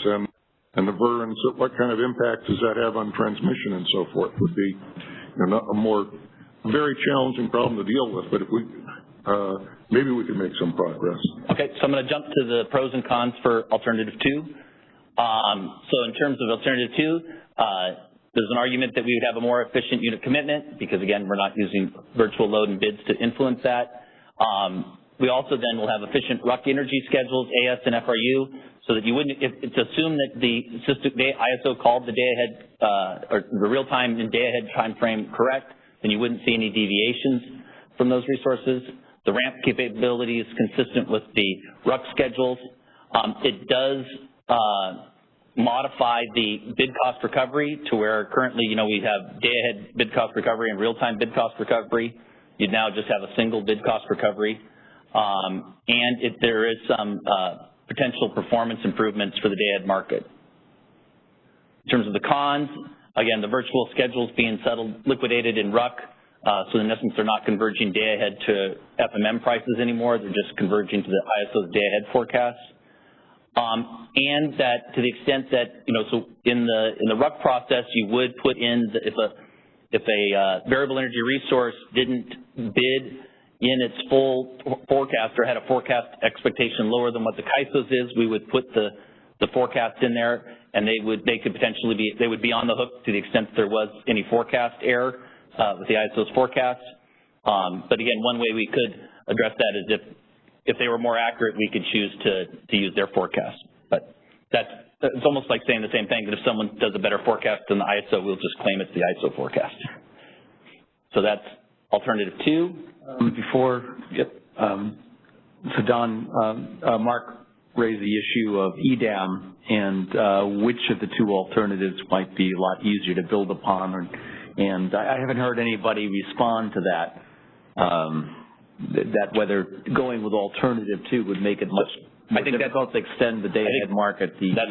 That's been one of the internal debates we've had. I personally think that the first option 1 is more consistent with what EDAM and a voluntary market would look like. And I think, the closer you are to the status quo, I think would give more comfort to people joining the day-ahead market. But there's also opinions that, to the extent that option 2 does give us a better day-ahead market, then you actually are offering a better day-ahead product to others. It might take a little while to get people confident in that, and conceivably might be worthwhile waiting. Along that line, this is Steve again. who would do the forecast? Because each of the EIM entities is responsible for their own reliability and stuff. So would it be an ISO forecast?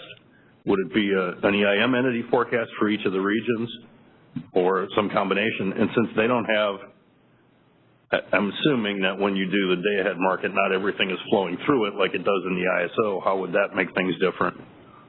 So again, I think there would be, whoever has sort of the balancing authority area responsibility would have the ability to put the RUC forecast in. George, do you want to add to that? Yeah, the idea is that we'll use the best forecast. If the ISO forecast, based on the ISO forecasting models, results in a better forecast, we'll use the ISO forecast. If historically an EIM entity can say that my forecast is better than yours, we'll take their forecast. And this is something that is open even today in EIM. But then if you're, never mind.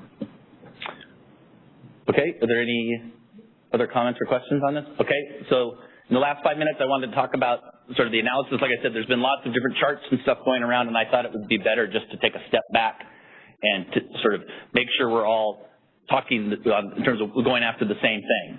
So you want to compare two elements relative to real-time conditions. So is the market giving you a better result, or is the CAISO's forecast giving you a better result in day-ahead? So in terms of from a day-ahead standpoint, the first bullet here is what the market thinks it's going to be. So you'd look at cleared bid and demand, you'd minus your variable energy resources that were cleared, and then you'd add back your net virtual demand. And you have to look at all of these together because you don't know whether the virtuals are solving for VERS being underscheduled or bid and load being underscheduled or bid and load being overscheduled. So look at all three of them together because you can't necessarily decompose what virtuals are trying to solve. In terms of what the ISO is looking to do, you'd look at the ISO's load forecast and then less the ISO VER forecast. And then you'd want to compare that to the 15-minute market. So you would look at the ISO's FMM load forecast minus the ISO's FMM VER forecast. And this would tell you who called basically the start of the real-time market better.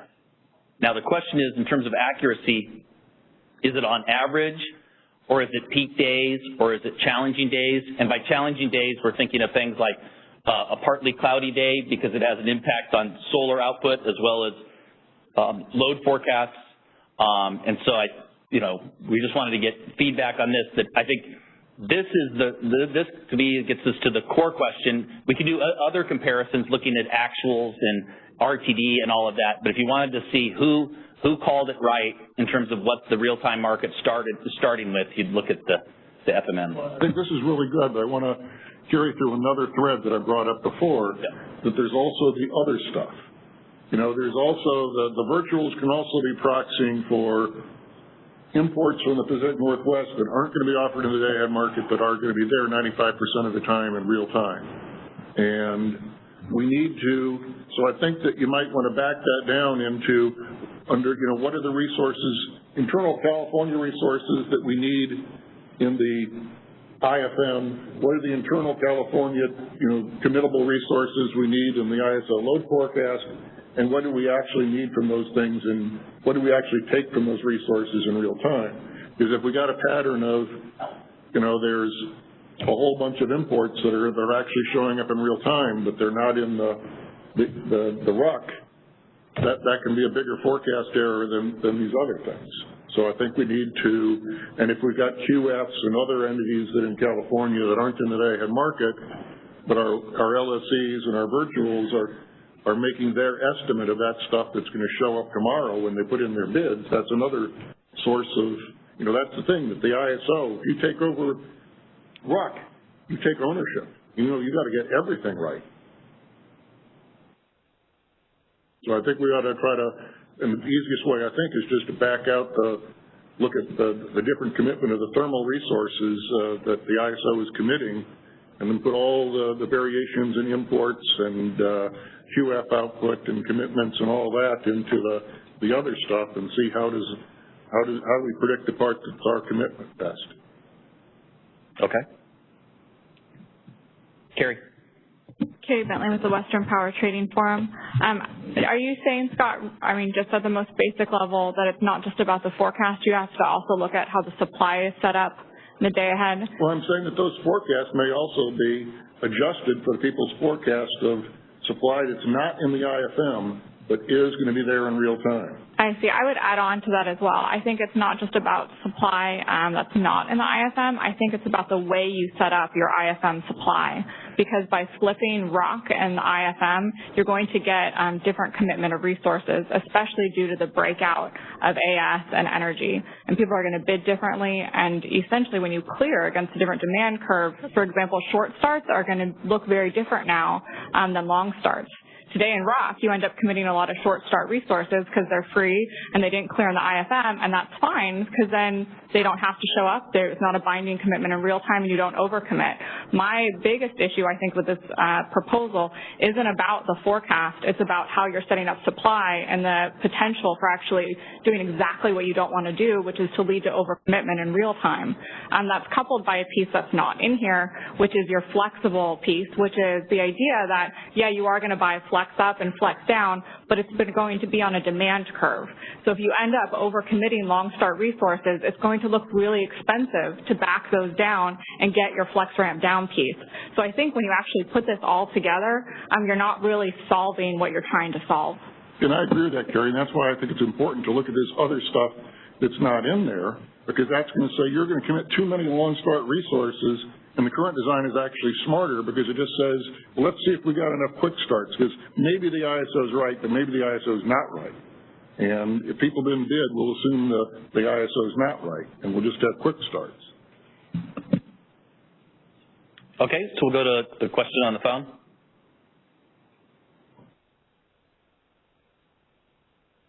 Hi, it's Mark Holman with Power.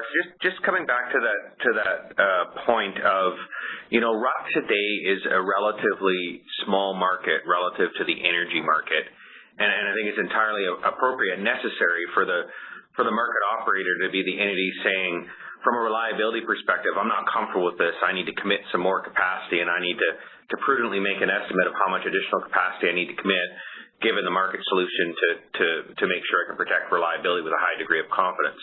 But I think it's important to recognize that that's a relatively small total dollar value relative to the overall energy market solution. I think when you know, even if you're doing this commitment first, if the CAISO's setting capacity commitments to buy additional insurance, whether that's determining a methodology for flexible ramping up, whether it's, you know, determining that they want to carry more regulating reserves, I think that is entirely appropriate for the CAISO to be doing that. But I think that it's quite a different thing to go from a paradigm where we've introduced virtual bids for, you know, a decade in California, much longer out east, that have really addressed the issue of having, you know, for example, load underscheduled, or having the day-ahead market solution deviate in one direction or the other from expected real-time conditions, and having market participants do it for energy, for where the really large dollars are in terms of the convergencing function, is really valuable because, of course, they have very significant dollars on the line. I think it's much more problematic to have the market operator performing that function. I mean, what is the load side going to feel like if that load forecast is coming in extra high day after day on critical tight days? And maybe it's not there in the history, but maybe it is on a go-forward basis because the ISO is trying to drive it for reliability, but now what you're swinging is not just the capacity commitment dollars, but now you're swinging the whole energy clearing prices across the entire market because you want extra insurance, and virtuals are converging to that. It just seems like we really need to think about putting the ISO in the role of determining at what level supply is clearing for the purposes of energy price formation. Because I think that, from our perspective, that would be a step backwards from a market in which we're converging to actual real-time conditions with market participants who have dollars on the line performing that convergence function to get it right over time. Thanks, Mark. Thanks. One last thing I want to point out about this design is, you know, we've set up a system like we had for interchange a while back, where we're going to have virtuals and loads settling at different prices.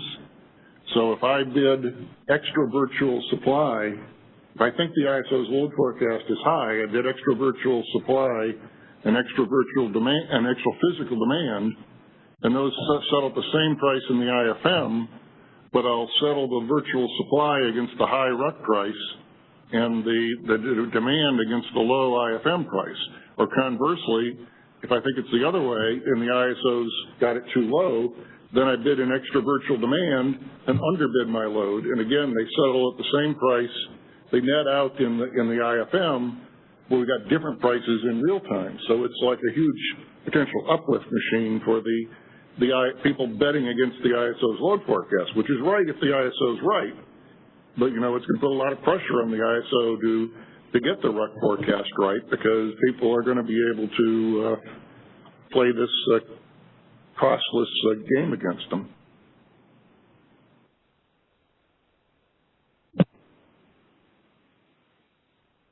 Operator, is there anybody else on the phone lines? At this time, there are no questions in the queue. Okay, thank you.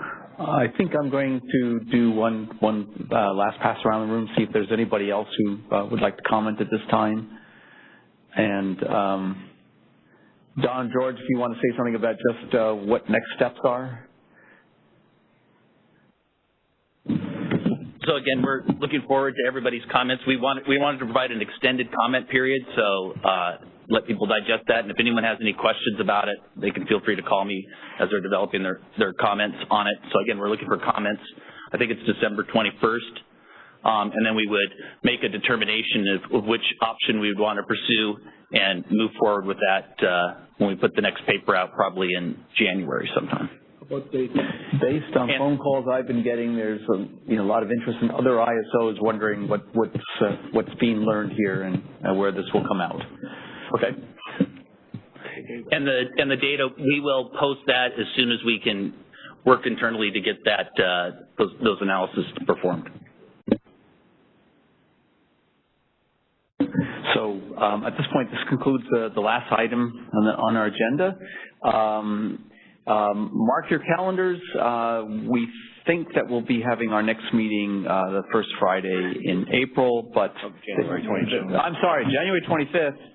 Subsequent to that, looking ahead, and between now and then, there are a lot of course, big items that are likely to be appear to the board that we'll be issuing an opinion on. I'm sure you've missed our opinion since we haven't had one for a while. We'll try to make that up to you. So thank you, everybody, and see you after the new year. Operator, this concludes the meeting of the MSC. Thank you for joining today's call. The call is now concluded, and you may disconnect.